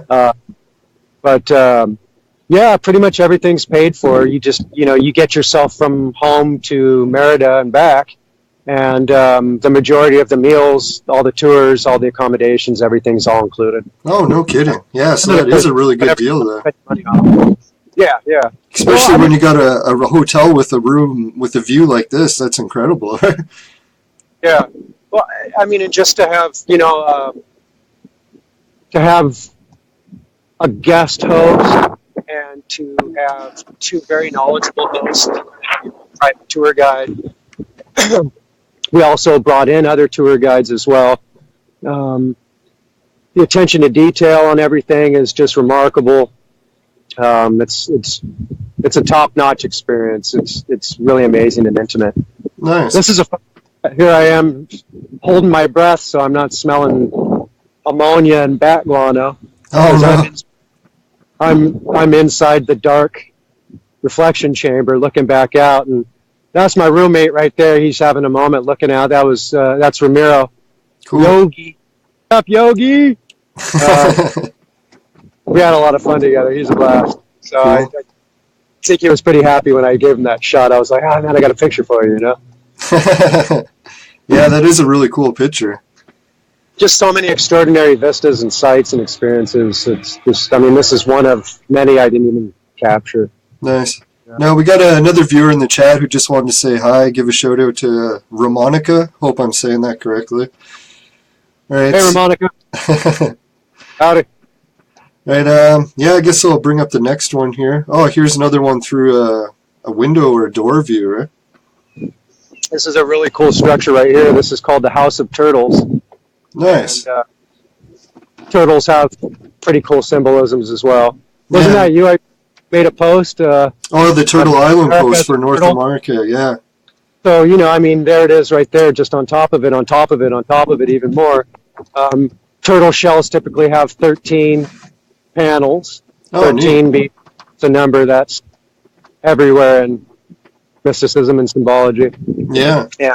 And this is looking at the nunnery quadrangle in the distance from inside the structure. And the perimeter of the structure, the outside, has all these turtles that are, you know, like effigies of turtles around the facade up by where just beneath the roof, the top. Cool. So, now, I remember Next did a post a while ago about his new book that's going to be coming out soon, and he mentioned that he wrote a lot about the turtle mythology, I guess, too. Yeah, definitely. I remember when we were at the museum, and between the two of us, him and I, it was like, did you get a picture of that? Yeah. No, I didn't get one. Okay, let me get one. Nice. And he's like, did you get a picture of that turtle? So, you know, I got to get that picture to him whenever he's ready. Cool. Yeah, I'm a big fan of the turtle symbology. I think there's a lot of truth to the legends about it. Oh, there's that trunk above the doorway that we'd seen before, huh?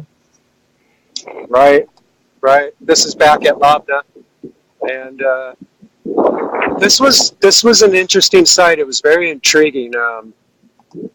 The energy at this place definitely was different. It felt a little darker. No kidding.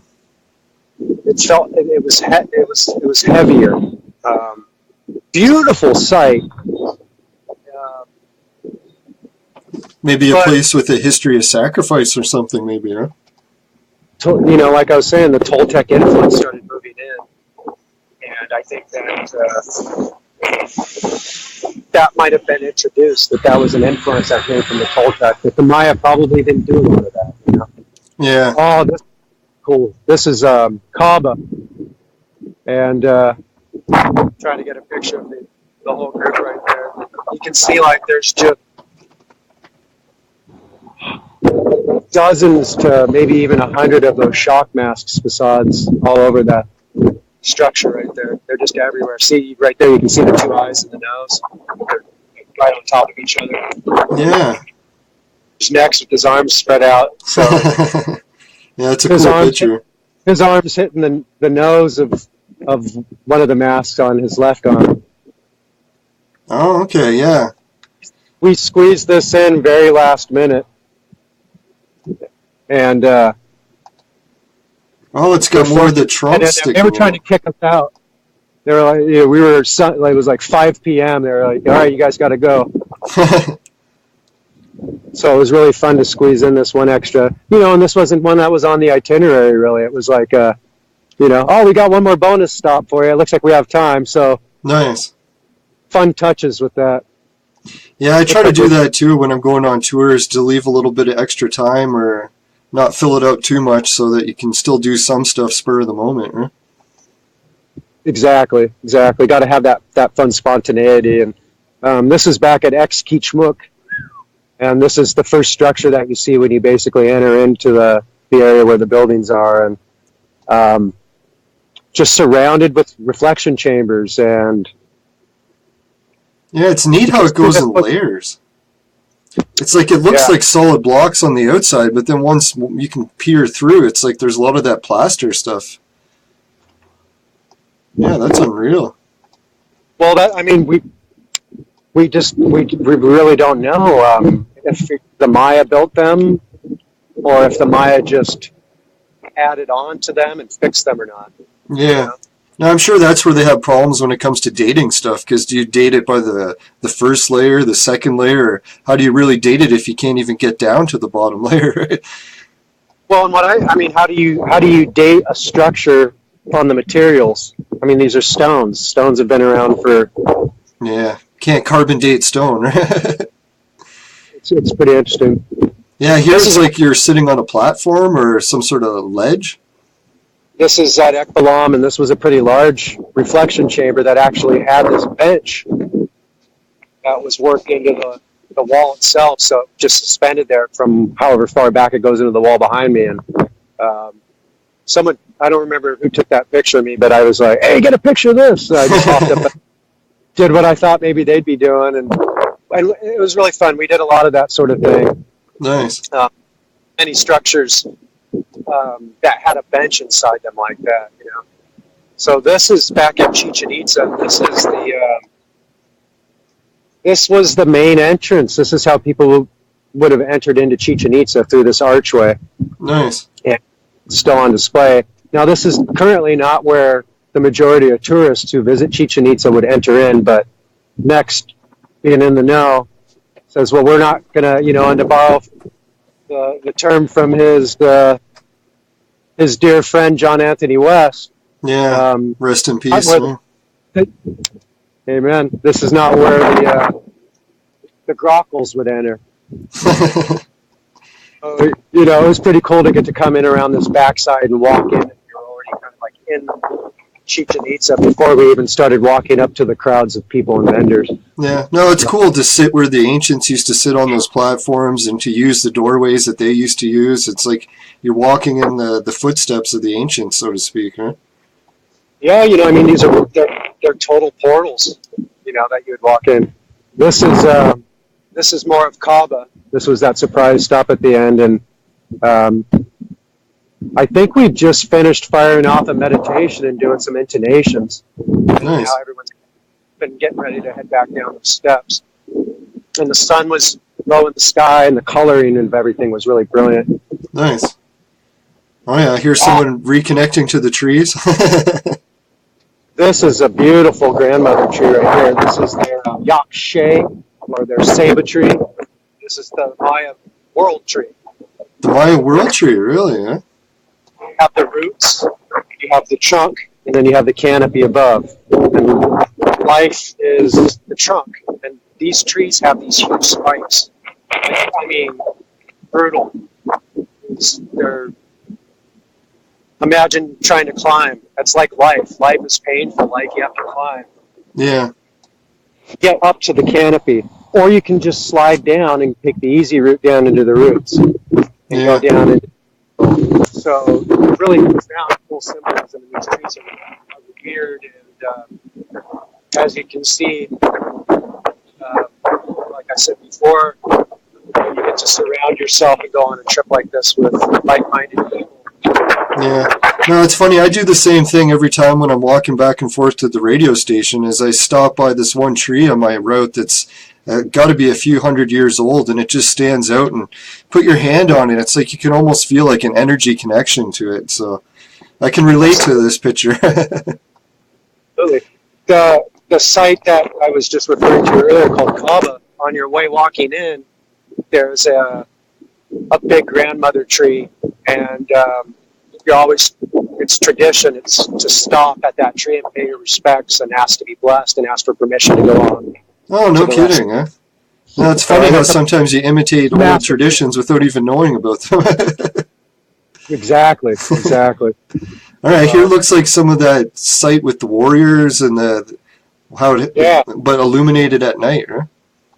Right, so this is the Temple of the Thousand Warriors. Yeah. Illuminated at night. See, I mean, they would run through the spectrum of color, and it would slowly fade in and fade out, bring in a new shade over time. It was really neat. The cool thing about Chichen Itza and how we explored that was we went there at night before we went there in the daytime. Okay. So we did the evening before, and then the next day. So we just got a taste of it in the darkness the night before, and then we got to go the next day in the daylight and really see and connect to some of the things that we picked up on when we were there. Yeah. This is Richard Pissarro giving a talk. Yeah. About some of the symbolisms and the masonry symbolisms. That's cool. Just facets and links connected between the Maya, masonry, different cultures, other mystery traditions. He's actually working on an idea, a book that I think he's going to title Masonry, and he's got some really cool things he's going to rope in on that. I'm looking forward to hearing more about it from him and seeing how it's coming along. Yeah, so far I've heard Richard's work when he did an interview on Next, his podcast there. And he was talking about a lot of the triptych symbolism, the God Self icon. It's like, I really hope to get to hear him speak again soon. Must be an incredible person to have on the tour. It's such a blast. I mean, he's just super knowledgeable, super open, super receptive. Had some of the most amazing conversations I've ever had, you know? Yeah, I can imagine. A truly amazing experience. This is an arch that I'm standing in Labna, and behind from this vantage point is a residential area, but this is looking back at El Torre, the tower. As you can see down beneath it, there was a pyramid that's just completely covered in stone and vegetation, but coming up through is that tower. And I like just getting these sort of shots that incorporate multiple structures and have unique vantage points. So a lot of that's just, you know, like I said, I got maybe 1,000 pictures. So this is one of the many I fired at you. But we all worked our way up to the top of that and kind of, you know, explored a little bit. No, it's nice that you're still able to go onto the top of some of them. Well, here's the 3 windows again, the triptych. So this is Kaaba, the sun's getting low in the sky. Look at that, there's even portals that would go underneath the stairway. Yeah, oh yeah, right there, yeah. Stand inside of those, there'd be another portal that would go in from within there. So it was almost as if there was something ritualistic about that, like maybe someone prostrated around inner perimeter that went through each of those arches underneath each of the stairways. Wow. So took that last picture from. So that's El Arco, the arch. Oh, the arch on the other side, yeah. So I was standing inside that portal facing, the opposite direction, looking at the tower. Oh, that's cool. This looks like we're over at Ekbalam, and I mean, look at that massive structure. I mean, it almost looks like a more modern fortress. Yeah. No, I'm seeing a lot in these slides that I'd never seen before, and I've read a lot of books on the Maya, so it's amazing how much is like actually still new. Well, what we were learning is there's maybe a couple dozen sites that are common that people visit. Like Machu Picchu or whatever, everyone seems to want to go there. Out of just the Yucatan Peninsula, there's, like I was saying, there's maybe 16 or so sites that are visited by the public, but just in the Yucatan Peninsula, there's like 2,000 sites. Nice. If you got the money, you can jump through the hoops. You could go down there and excavate one. Yeah, I can see why people would want to move down there. It's like, man, you could have a field day researching every day and something new probably for years. Right? Yeah, as far as I know, Next and Karina are still planning on making their move down there at some time. And I was like, oh, cool, man, I'll come crash. He's like, I always got a hammer for you in the jungle. Nice. Yeah, here looks like the outside of that traditional hut that we had seen on the inside of before, or is that a different one? I'm having... Oh, yeah, sorry, I got to switch the image over for you. There you go. Yeah, this is the outside of that same structure that we went in. So this is a display structure that's done pretty well. You can see the Maya red paint. Oh, yeah. Patched, and the palapa roof is very well intact. And so we went in there for a moment just to kind of catch our breath and look at what was inside there. Yeah. This is Ekbalam. This is looking at those are the twin temples where both Sarah and Richard are sort of oriented. Their fronts are, yeah, exactly. That's the one on the right. There's one on the left. Okay. And then off in the distance, the top right corner is the there's a term for what that structure is. And unfortunately, I can't recall it off the top of my head at the moment. Well, that's fine. We can add it to the chat later if we think of it later. That's where the big thatched palapa roof covers that massive. Oh. Looks kind of like that creamy white. Look at see that. You can just make a person like wearing a dark shirt at the top of that. Now those were some steep steps. Yeah, no kidding. But the view from up there was just unreal. You can see all where we're standing right here from the top of that. It just looks so far away. Yeah, that's really cool. Yeah, isn't that something, eh? It's like you got the older primitive style rock walls and then the really fancy ones behind it, right? Yeah, this is more of Labna. And just the way that they had their buildings oriented, all the angles in this place, there were parts of it that seemed as if they'd been worked and excavated. There were some spots that, they just go straight into the earth, and they're top, like that whole structure right there. If you get up and you walk on the top, it's like you're standing on the ground. There's grass growing on it. Nice. Here's a different looking one, huh? Yeah, this is just a glyph that's sort of oriented into the steps. This is at Ekbalam. This would be on your right-hand side, covered by another palapa-style roof. This is to the right of those steep steps we were just looking at. Okay. So, I mean, there's no shortage of eye candy and things. Like, unfortunately, this is not an item that you can interact with. It's roped off as well. Oh, okay. Like they I think kind of probably right from the start at Ekbalam, they weren't going to let people interfere with stuff. So they must have roped that off and covered it up really quickly. Yeah. Looking like... yeah, here's one illuminated in blue light, huh? Yeah, this is back at Chichen Itza. And I think I was probably trying to get an image of like that jaguar that you can see right there on the right. Oh, yeah. There's the jaguar's head, his arms, and his tail going up. Right. So it's just, it's that unfortunate, we all use our phones for cameras, and sometimes the shot's gorgeous, and then sometimes it just doesn't capture what you're looking at.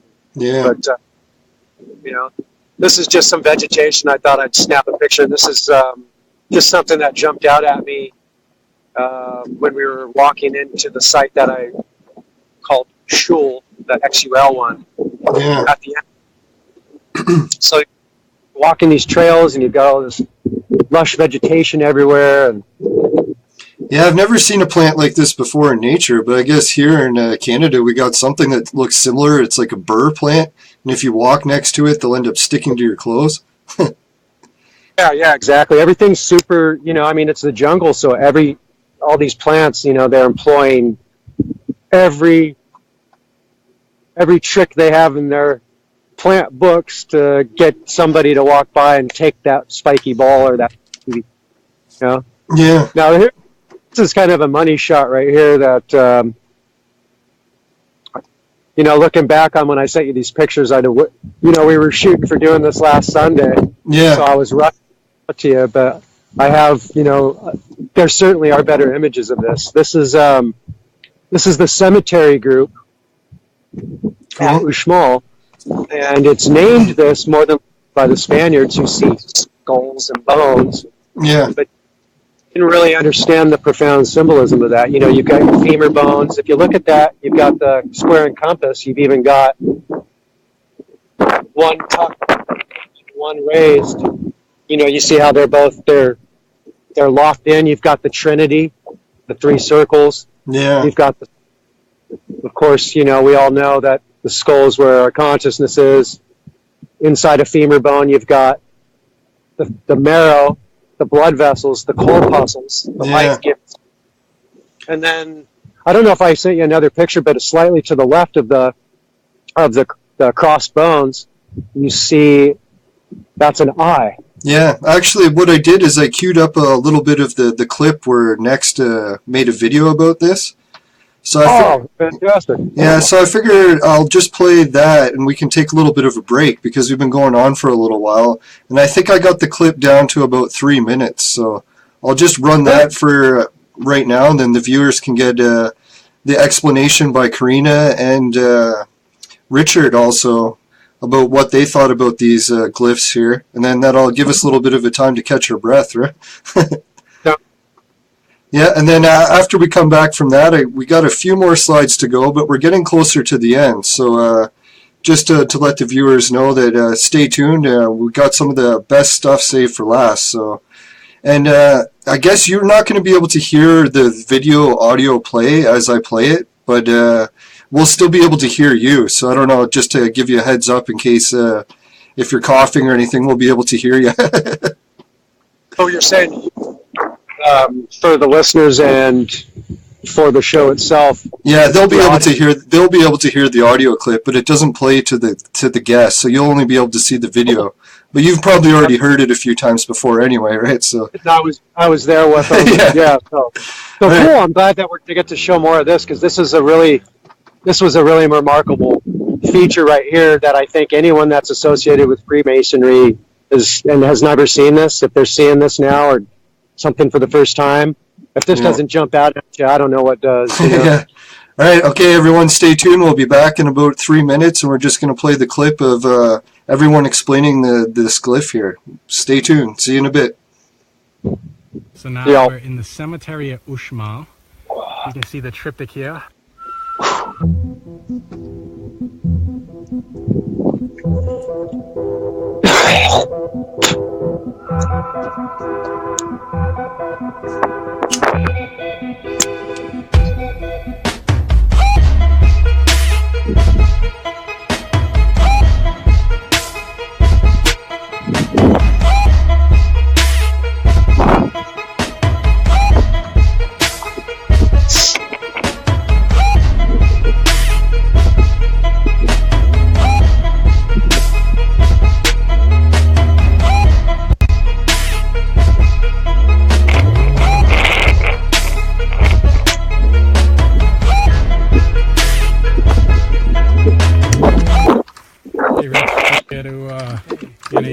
care to share? You have any insights for the good folks here watching on YouTube? Yeah, this is a good spot right here.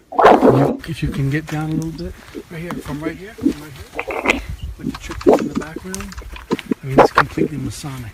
You have a skull, kind of like a skull, and crossbones, and then you have the triptych in the background. Both are Masonic. Masonic temples, halls, lodges are created with a triptych facade. And of course, the skull and crossbones is Masonic insofar as chamber of reflection. You have the idea of confronting death, understanding what death is, and facing really your own death to transcend it and realize that you're more than death. Your death doesn't mean the end. This type of theme. This compass. The Maya were masons. They were master masons by definition. If you look at all these ruins, I mean, who cut this? Who did this? It was a mason. A mason came and they created this symbol in this stone. And so that's what a mason is. And so by definition, the Maya were master masons. And so when somebody would say, "Well, you're just looking at that and you're seeing a square and compass where it shouldn't be," well, I don't know about that. I don't know about that. Because again, we're dealing with a civilization, a culture of people who cut and shaped stones and created magnificent temples. And, and all those symbols are very parallel to the Masons. The skull and crossbones, the square and compass, the triptych, the pyramids. We're dealing with a forerunner, I guess you could say, of Freemasonry, and not just the Maya, the Egyptians, the Cambodians, the Hindus. Well, what do we see here? We do have the Mayan glyph X, which means to manifest, but also the femurs were in the Maya tradition just the bones, the permeating life within them. So that was very important. We saw our skeleton as a continuation of life. Not necessarily life in this plane, life in another plane, but out of death also comes life. So in a way, in the macabre way, they worship these bones, the skulls were the seeds of the trees. And so the Zompantli, or skull flags that we see here, which is still theoretical because we don't see any holes where the actual skulls would be. The skulls represent the seeds, and here we see a lot of the eyes from the eye sockets. They would take out the eyes from the heads of the sacrificial victims after they cut it out. This being the eye socket, yeah. If you see here, that's the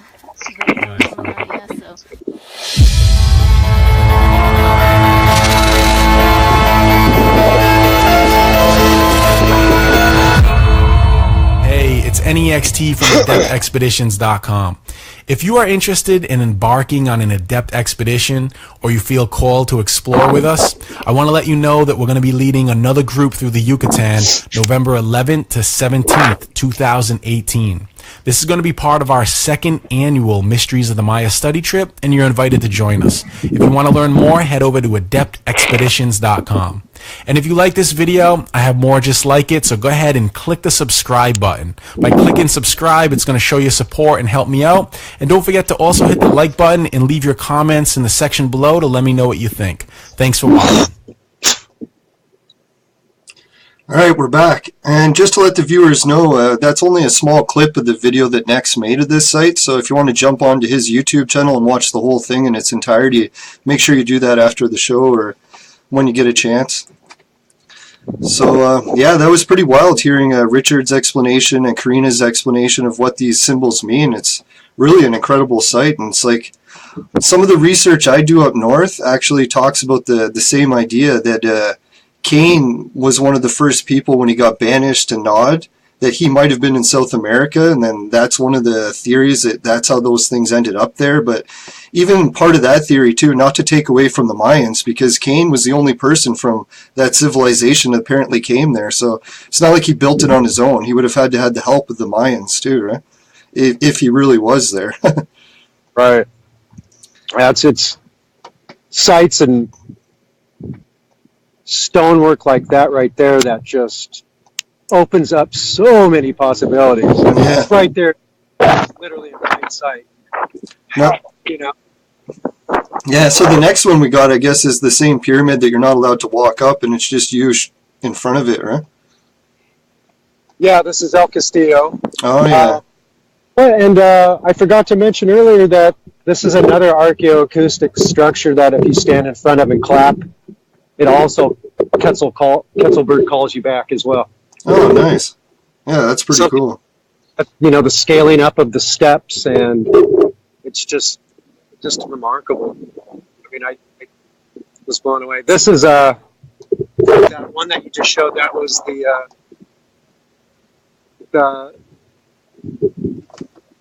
house that the Casa de la Bruja, the witch's house, the sorceress's house, the mother nice. of El Enano, the dwarf, and we were puzzled by the symbol right there in stone because you certainly see that in places, and yeah, it's really cool. Yeah, I was just gonna say, it seems like this symbol is upside down sometimes, and that one's to symbolize, I guess, the underworld. Very possibly, very possibly. So here's another one of those ones that would be Toltec, right? This is back at Ekbalam, and this is the statue. We actually were looking at either the same image or one just like it earlier, and this is the one where, we just couldn't figure out, am I looking at this right? Yeah. That statue right there has wings. Yeah, you can see the wing in his back. He's also wearing the yoke around his waist for playing the ball game, right?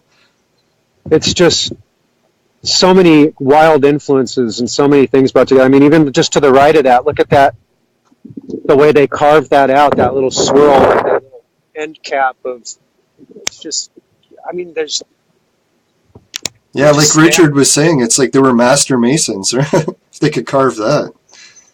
They were, I mean, even regardless of the fact that a lot of this is limestone, which is, or, maybe granitic limestone, but it's still amazing what they made out of it. I thought that was a recreation, the statue that we were looking at. And, yeah.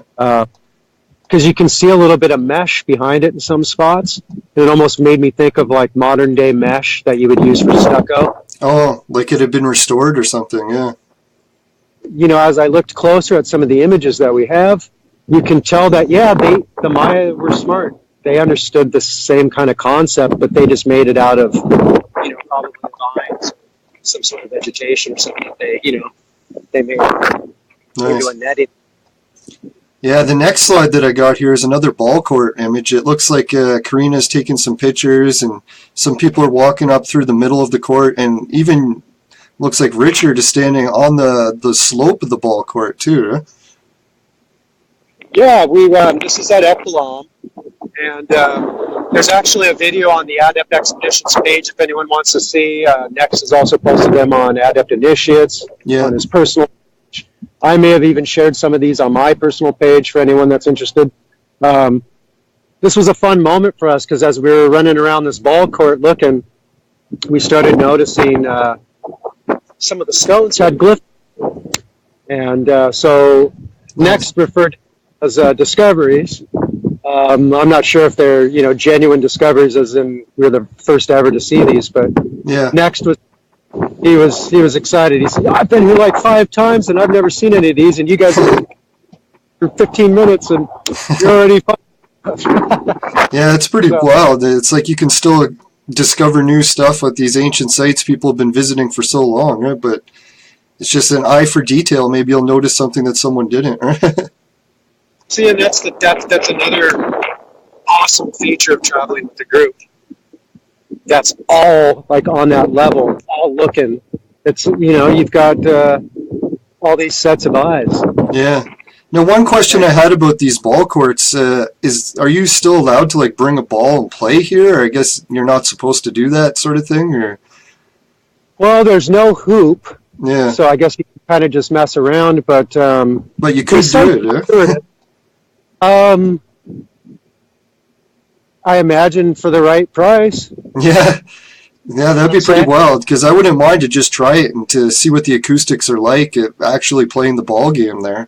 But I wasn't sure if it was like totally off limits, that no one would be allowed to play the ball game on the courts anymore, because I guess a lot of the courts are closed so that people don't damage them, right?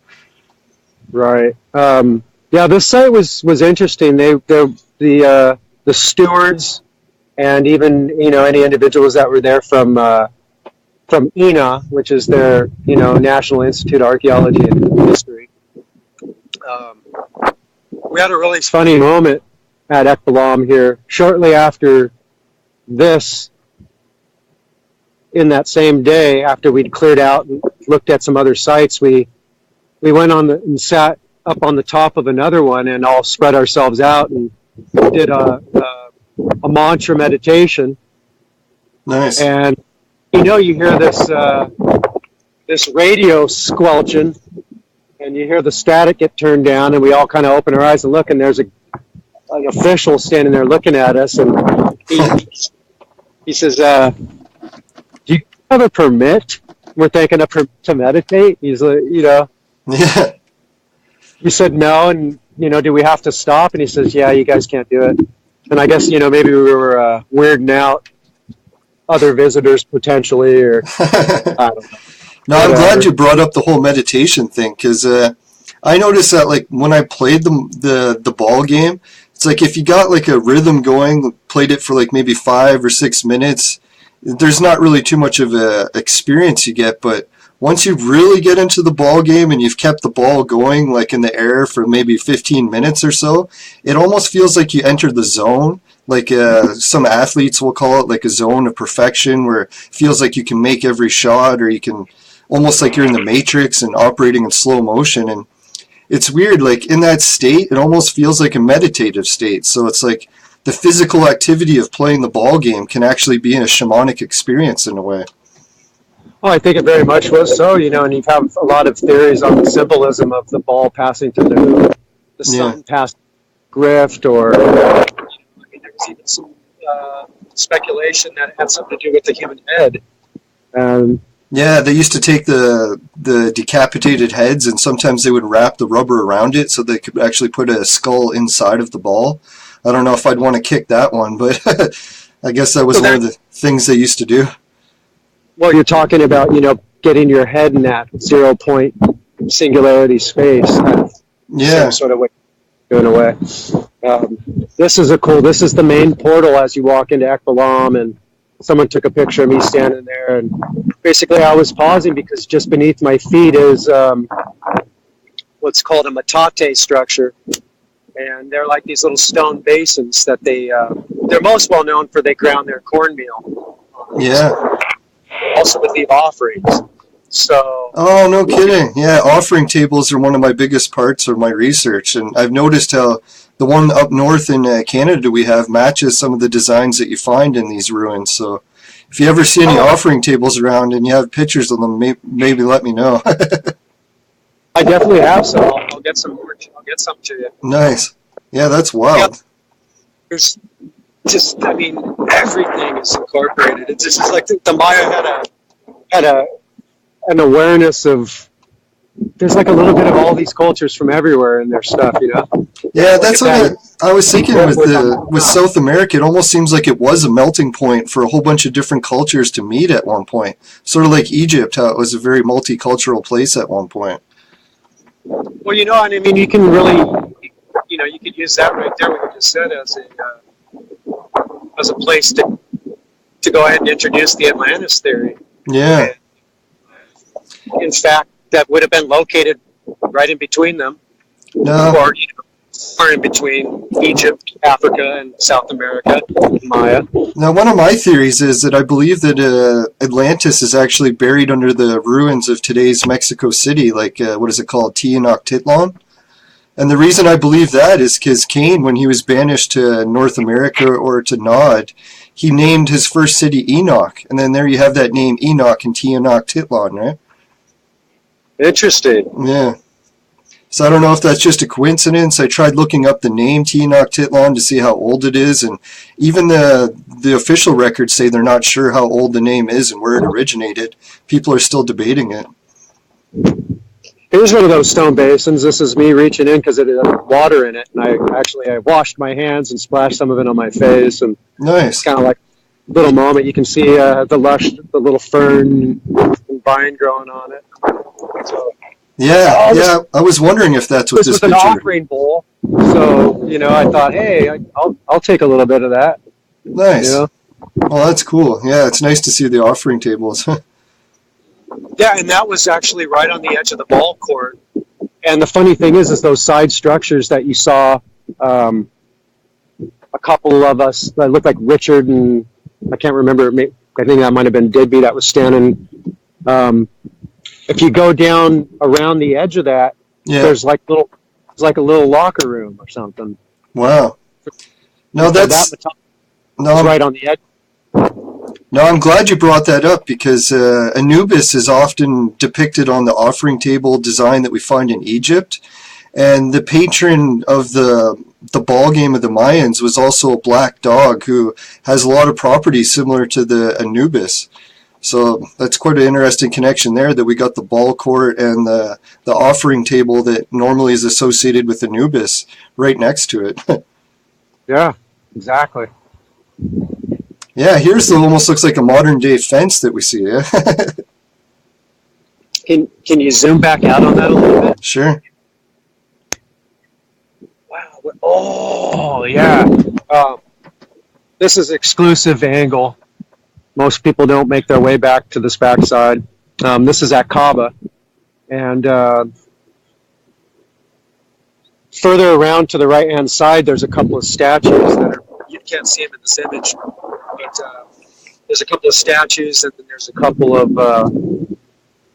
of cells that are on that facade as well. Okay. And as you walk the doorway to get into that space, on your left and on your right inside the jam are glyphs of warriors in full garb. Wow. And so it was pretty funny, like, without hanging ourselves out to dry, we were not allowed back there. So, hurry up, run! Get as many pictures as you can. I'm getting pictures of this, get pictures of that. And I was like, I'm on it, and ran back in there, got the shots, and pretty much got out. We ankle in like 2 or 3 at a time so that the majority of us was on the front where they could see us. Some pretty fun stuff, getting angles from back. Just nice. Remarkable. Yeah, this picture is kind of cool. It's like a big round circle. It reminds me a bit of the offering tables, but what is this one? I think it was the top of some form of a cistern. Another, maybe a more permanent Shul Xul. So it's for water containment. Okay. There's some modern features to it to maintain the site for drainage, but for the most part, it's you can see that's Carl standing on the other side of it. You can see how big around it's a massive platform. Yeah, no kidding. That's one of the platforms at Labna, and I'm standing up on the next one above it, looking down at him. Yeah, that's really cool. Oh, this is a great shot right here. You got Carl and next to Alan. We're still up. This is at Kaaba, and this was one of our last stops. This was the last day basically together before we all started getting ready to part. Oh, so the last, the goodbye picture almost. Yeah, we're getting close to the end of the slides too, so I guess that's fitting. This is the hurry up, run back there and get that shot. So this is one of the statues that you cannot see unless you go back where you're not supposed to go. Now I've seen some statues like this before described as the Atlantean warriors. Interesting. I'd like to hear more about that. Yeah, because this is one of two. There's one on the right side of it too. I must have another picture of that. Yeah. I got pictures. There's the twin temples. The vantage point of this shot is where we were all sitting spread out in a group, meditating firing off proverbial, oh! It's just funny to hear the guy's radio kick in. And do you guys have a permit? But, you know, at that spot, the energies and the beauty of it, when we opened our eyes and looked, the colors were just popping and vivid, and the sky almost had a purple haze to it. And, Nice. it's something you really can pick up on at these sites, you know. This was a really fun group shot. This is up above the cemetery complex. I don't know if you saw in some of those images of the skull and the crossbones and the eye. Yeah. There was a structure with a triptych. Oh, so that's you guys inside of it, yeah. Go way up there. You know, this is our first day, and some of the people that came on this trip, they were drawn to it because of their associations with having read Richard's work. Yeah. This was a big kick for some of us because it was, you know, I'm getting a picture of me with Richard Casaro in a building with a triptych, you know. Yeah, that's unreal. Once in a lifetime opportunity, right? Yeah, so we all hiked our way up to that and checked that out. So that's the observatory at Chichen Itza. Nice. You can see.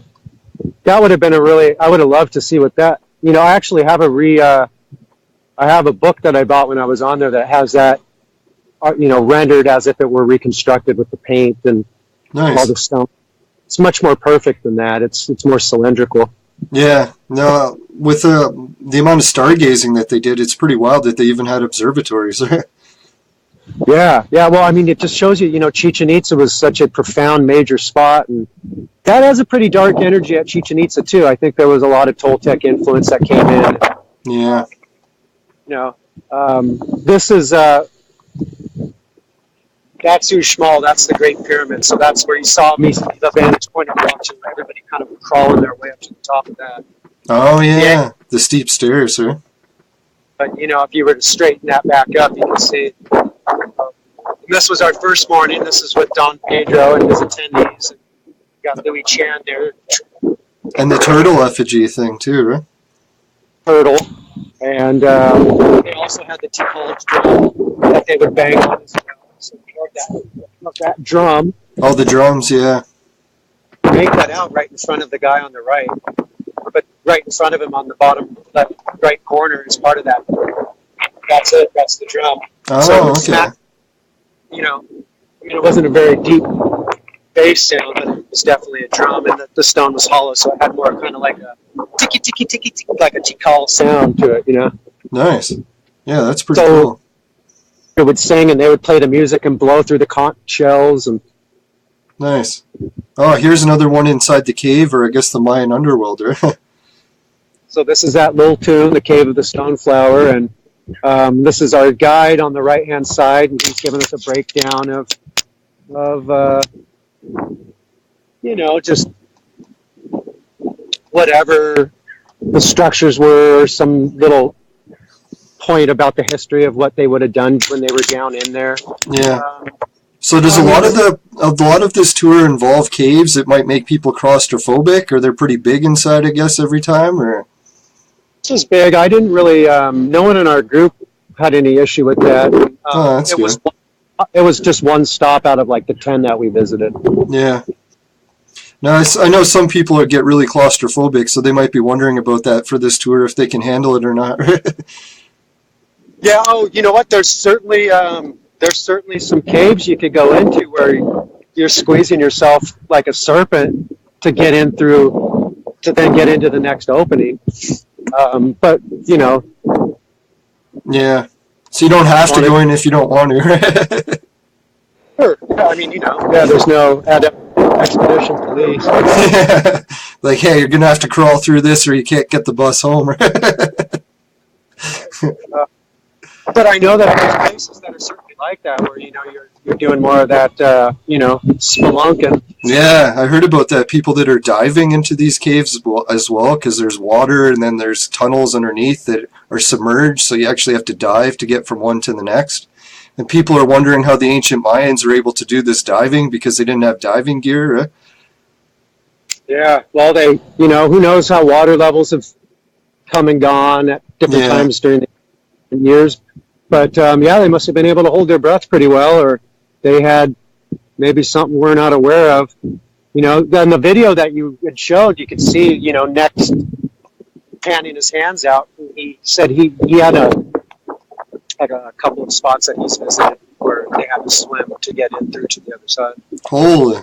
Yeah, that'd be a little bit intense for me, I think. Like scuba gear and the whole thing. Yeah. Here's a little bit closer of this is the top part of what looks like the temple. Oh, no, that's the tower. This is Labna. Now I'm standing on the other side of the arch. Yeah. No, I was going to say, I recognize this big wall feature from the previous slide, yeah. So that's the tower, and then I'm standing behind El Arco. Just trying to get a little bit of structures. Nice. Oh, here's a pretty intricate one. This one reminds me of the Vedic stuff a lot. Yeah, so you got shock mask after shock mask, and notice these ones have their trunks down. Yeah. This is what's called the Cod's poop. I knew I would remember what it was. Cool. It has something to do with, you know, the name of there's all these stones in the foreground layered everywhere. That almost looks like a ball hoop, but it's just a really elaborate trunk that's in good condition. I mean, you got to realize how old these are. Most of these, they've just fallen off or, you know, been weathered. Yeah. But that facade's just crazy with all those masks. Just amazing. Oh, here's a nice vantage point picture. Huh? So this is the top of the really steep stairs at Abdalam.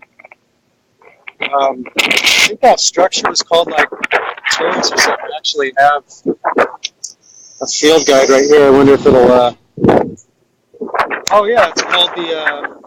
Is that the Acropolis? I think that's what they call that. So we're standing on Acropolis, looking back down at the twin temples, and centered is where we all sat and did our meditation. Nice. So our meditation, we were looking the opposite direction towards us. Yeah. And at the Acropolis. So you can see how spread out and how tucked in and how much vegetation there still is in all these. You feel like you're in the jungle and these structures are just popping up. Yeah, that's one question I was going to ask. Like, we see all the vegetation in this picture, and I've heard a lot of stories about really pretty dangerous wildlife in South America.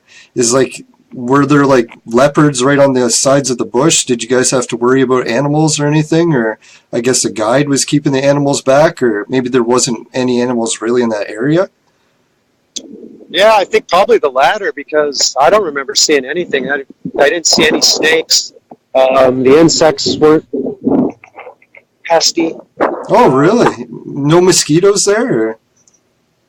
No, I did get stung by a bee. I was I think I was the only person that got stung by a bee, which was an interesting experience for me because I had my hands blessed just a couple days before by Shaman Dom Pedro, and now I'm getting stung by a bee.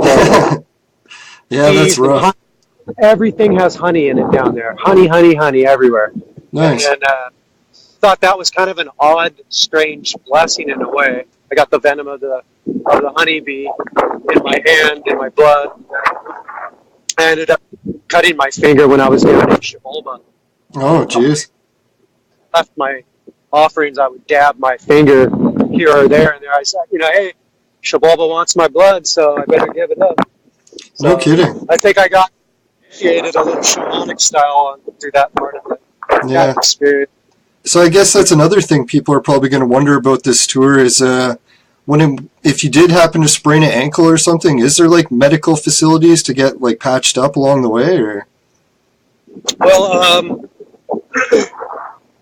I mean, some of these sites are removed. Like this one in the picture right here. Yeah. Now, there's a paved road. We're in a large bus. There's people that live on the edge of that road. We actually stopped and looked at their handmade hammocks. This one individual was so pleased to have us stop. He's showing us all around his place. I don't know. We probably had first aid on the bus. Okay. Unfortunately, no one ended up injured. But that's that's good. But I think that it wasn't on the itinerary, and it wasn't in anybody's minds. We were determined to be safe and take our time and make sure everyone was taken care of. So Nice. but it was there. absolutely. Oh, that's You know? good. Yeah, it's always good to have first aid around just to play it safer. Right. Okay. Looks Let's like get back. that's another nice vantage point we got on this one. Yeah, this is standing on top of the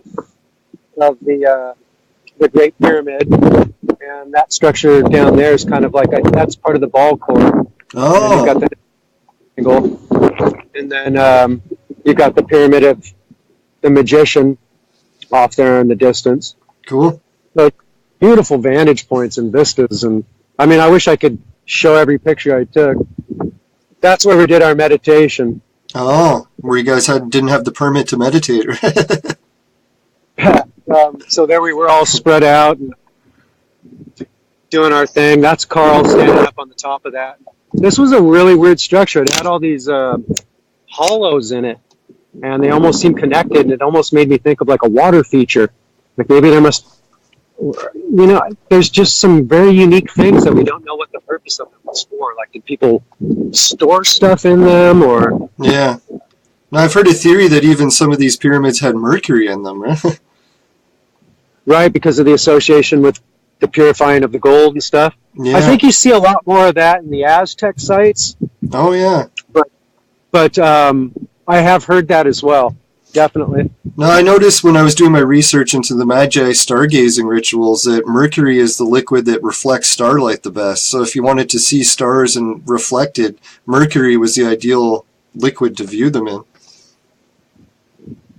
So having a pool of mercury. Yeah. Oh, And they here's that also- giant wall. Wow. That's the tower at Labna. This is everyone that wanted to working their way up to the top of that. Nice. And this looks like this is more of Labna, just more ruin off to one edge. Nice. And more of the same, that's the ends of the Great Street.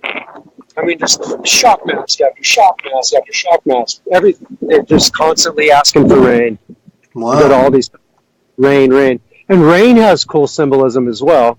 It may not just be, water falling from the sky. It could be knowledge pouring down from above, from the divine, that all has above, so below, sort of thing. Yeah, that's a saying I like a lot too. As above, so below. Right. Looks like this is another one inside of a cave, and there's a statue in it.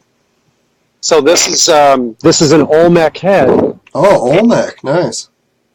Is inside the same cave, the grottos of Voltune.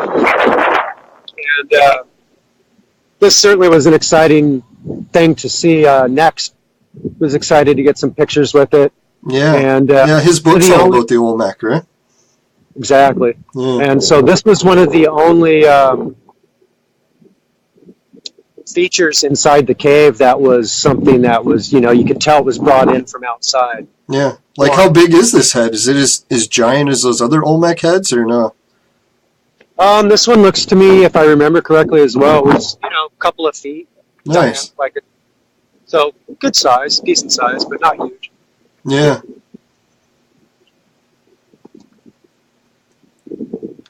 Jeez, Oh, that's yeah. a weird. Just a huge, just more of the interior of the cave. You can see really how massive. Yeah, it's pretty awesome. Oh, here's another one of the ball courts, huh? Yeah, this is looking like back at Ekbalam when we were all running around and finding the glyphs that had those little symbols on them. Nice. This looks like Shul. Yeah, it really illustrates the difference in the building styles. It's like here you have just rocks piled on each other and then really nicely cut blocks. It's amazing how intertwined and connected they got these. Exactly. Yeah, I mean, they were almost, they worked with the earth itself. Got everything in there like that. This is back at the dovetail. This was a cool one. If you look at the geometry of that, you've got... Oh, yeah, it's like shapes, huh? Actually, it's hexagonal. Yeah. Or more like, really, it's more pentagonal. And so these entrances to these Choltuns, the geometry would indicate to individuals who these were for. Oh, So okay. it has that geometry to it. That would indicate to others that that was for the priestly caste, the dignitaries, that was not water for the common person. There were Oh, other water from a different shop too. jeez. So they're almost doing segregation or some type.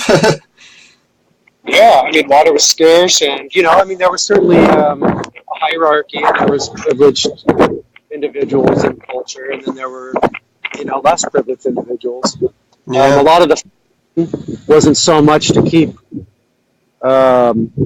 outsiders out, but it was to show where people were allowed to enter and where they were not.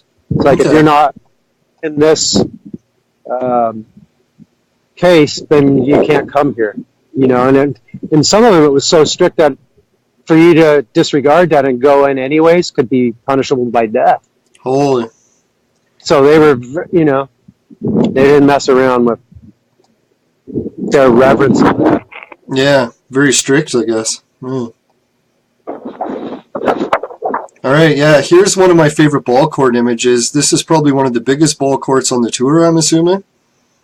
This is Chichen Itza. Yeah, it's supposedly it's the largest ball court. Yeah, Like, I thought I recognized it from my textbook. And yeah, people are wondering how the basics of this ball game worked. Is you had to try to kick a ball through one of the centers of these hoops. And some people might think that that's really unreal, like it's almost like soccer basketball type of a hybrid game. But what I did is I got a little bit of a clip ready for my friend Melody, who she does some freestyle soccer moves. So I just wanted to demonstrate that this type of ball game is actually possible. And it's only a short clip, so I'll just play Melody's example of how the ball game may have worked. We'll be right back.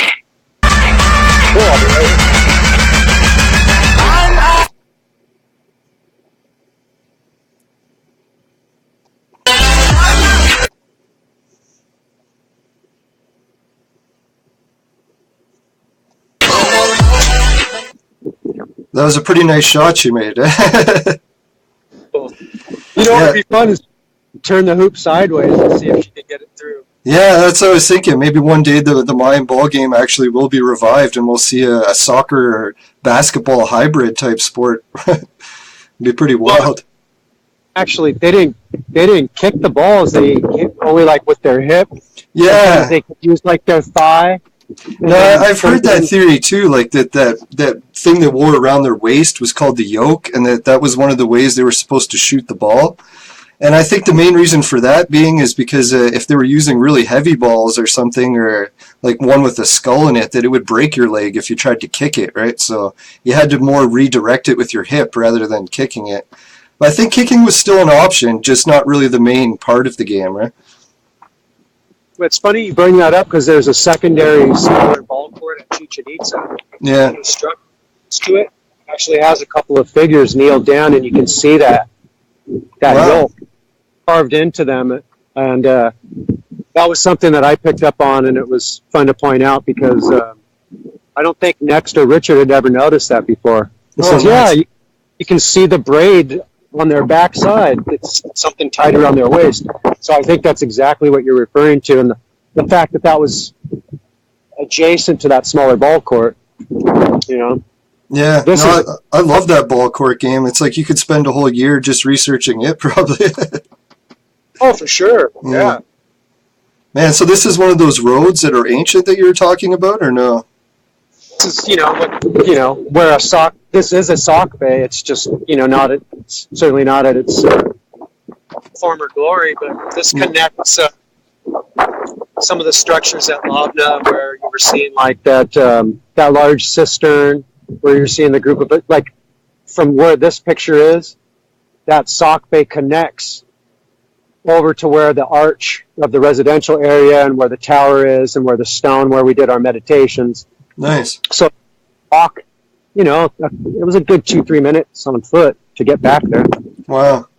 No, here looks like a zoom-in picture you took of one of the glyphs, right? Yeah, this is a particularly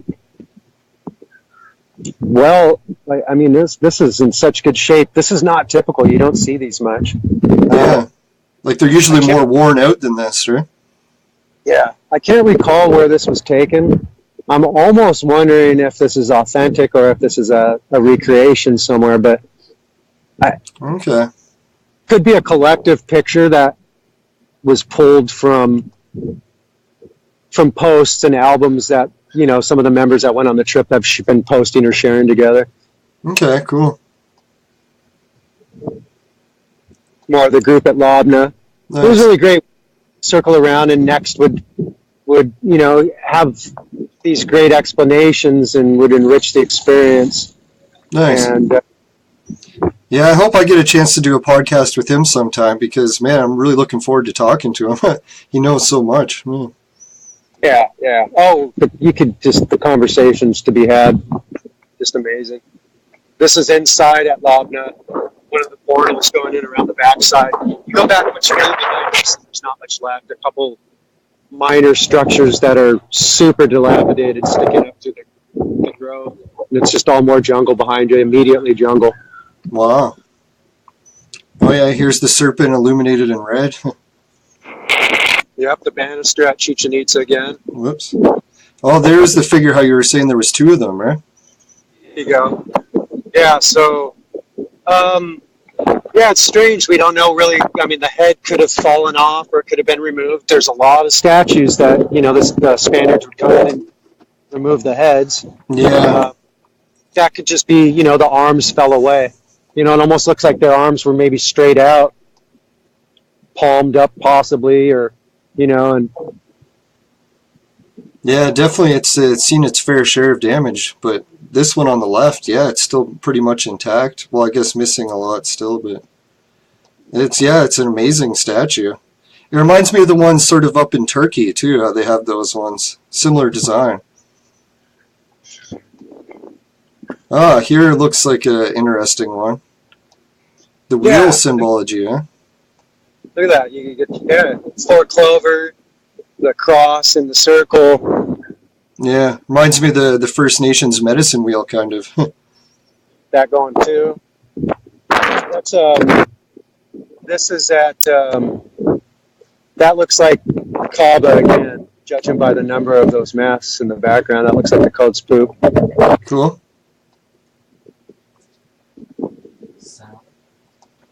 Sorry, I'm just finishing the show. That's the arch.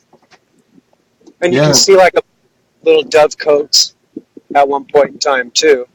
Those Cool. little. Yeah, those things there. It's just extraordinary how much work they put into. You know, I mean, we don't do anything like that now. We just, you know, Yeah. put it because we can. I mean, I guess that's not entirely true. If we work in a lot of deco into our religious buildings and into some of our universities as well. You know, and that's what these were. These were like cosmic universities. People would come to these places to learn. They were gathering. And I can just imagine what the Spanish must have been thinking when they came to this place and saw all those pillars set up and all the pyramids. It's like, geez, it's like to say that this culture wasn't advanced. If I was the Spanish, I would have thought they were just as advanced, if not more so. Exactly. Jeez. Yeah, so you guys never had any problems with animals. I could have swore that with all this jungle around, you guys would have been on the verge of like seeing leopards or something. Or Yeah, almost making me wish we had now. Yeah, that's a cool symbol on that one, huh? You know, I mean, it's just almost another cosmic serpent sort of DNA, sort of Yeah, intertwined. one. All right, here's one we hadn't seen before. This was like inside, quite the doorway.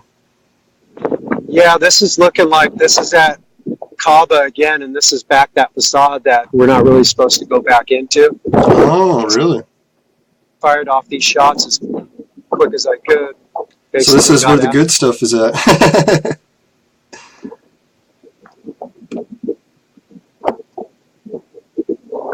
I think we're getting pretty close to the end. Oh, here's a couple more we haven't seen. That's the entrance cave. Looking back after we've taken our. All right, cool. More Ekbalam. Oh, Pedro. Yeah, the shamanic experience, yeah. Oh, there you can see him drumming it too, huh? The other guys are, this is serious stuff. I mean, they were solemn and serious about what they were doing. It was a really cool experience. There's another one of those big cisterns you can see right there, and it's been modernized. Look at all those stones. They haven't, it's like they've gathered and they've sorted and they've stacked, but none of them have been placed where they probably came from. Wow.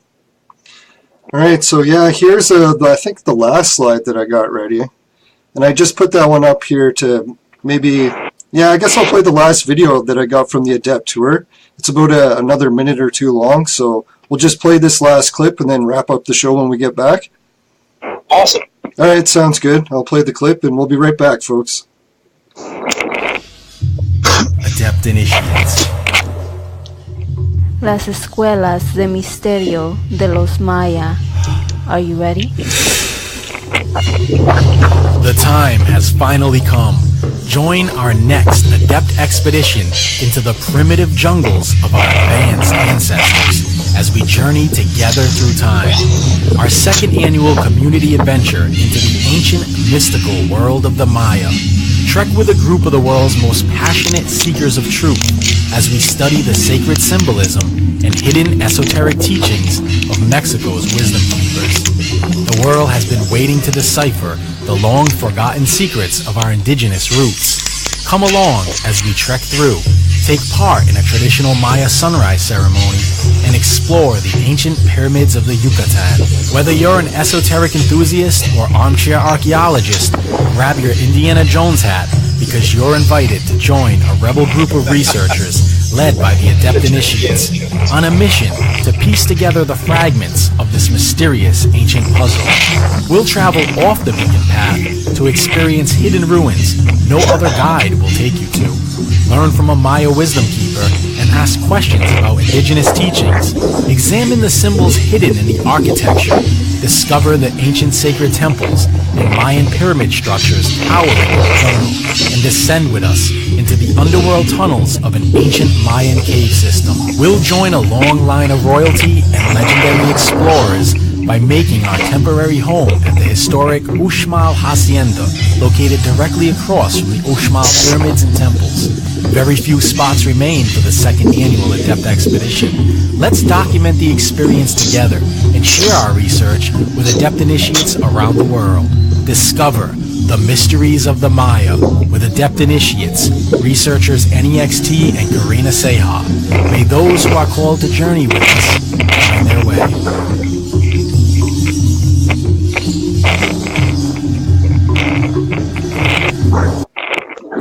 Alright, so that was the last clip about the Maya tour, and I really encourage everyone to talk to Next about going, and I think one of these days I'm going to have to make it down there. That's just incredible stuff. You got to do it. You owe it to yourself. It's amazing. I don't know if I'm going to go in November because we have other trips planned. We have Recovery of Ancient Wisdom tour in Egypt in September.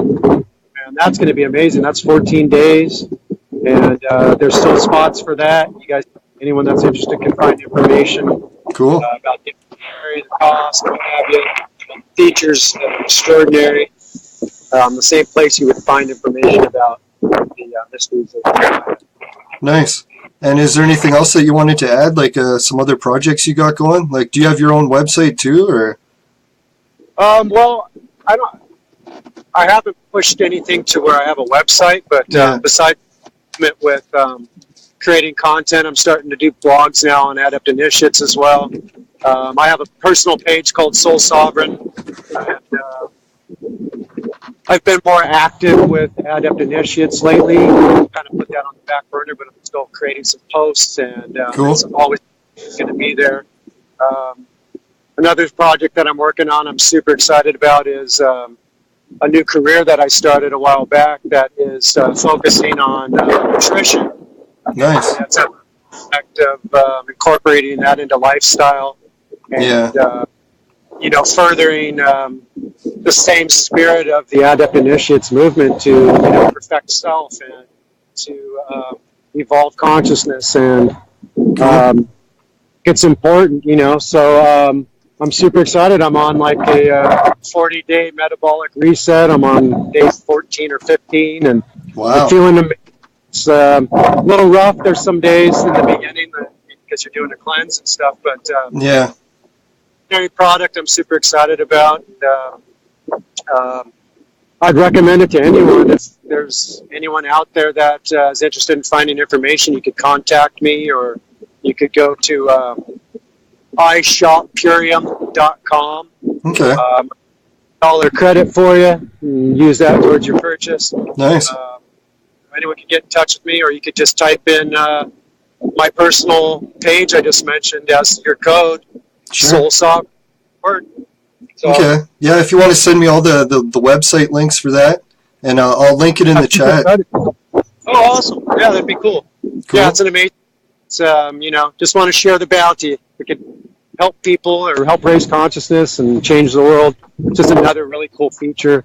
We cultivate our intellects and our spirituality, but, what do you feed in your temple kind of thing, Yeah. So I think, you can get only so far in personal development if you're not taking care of your total self.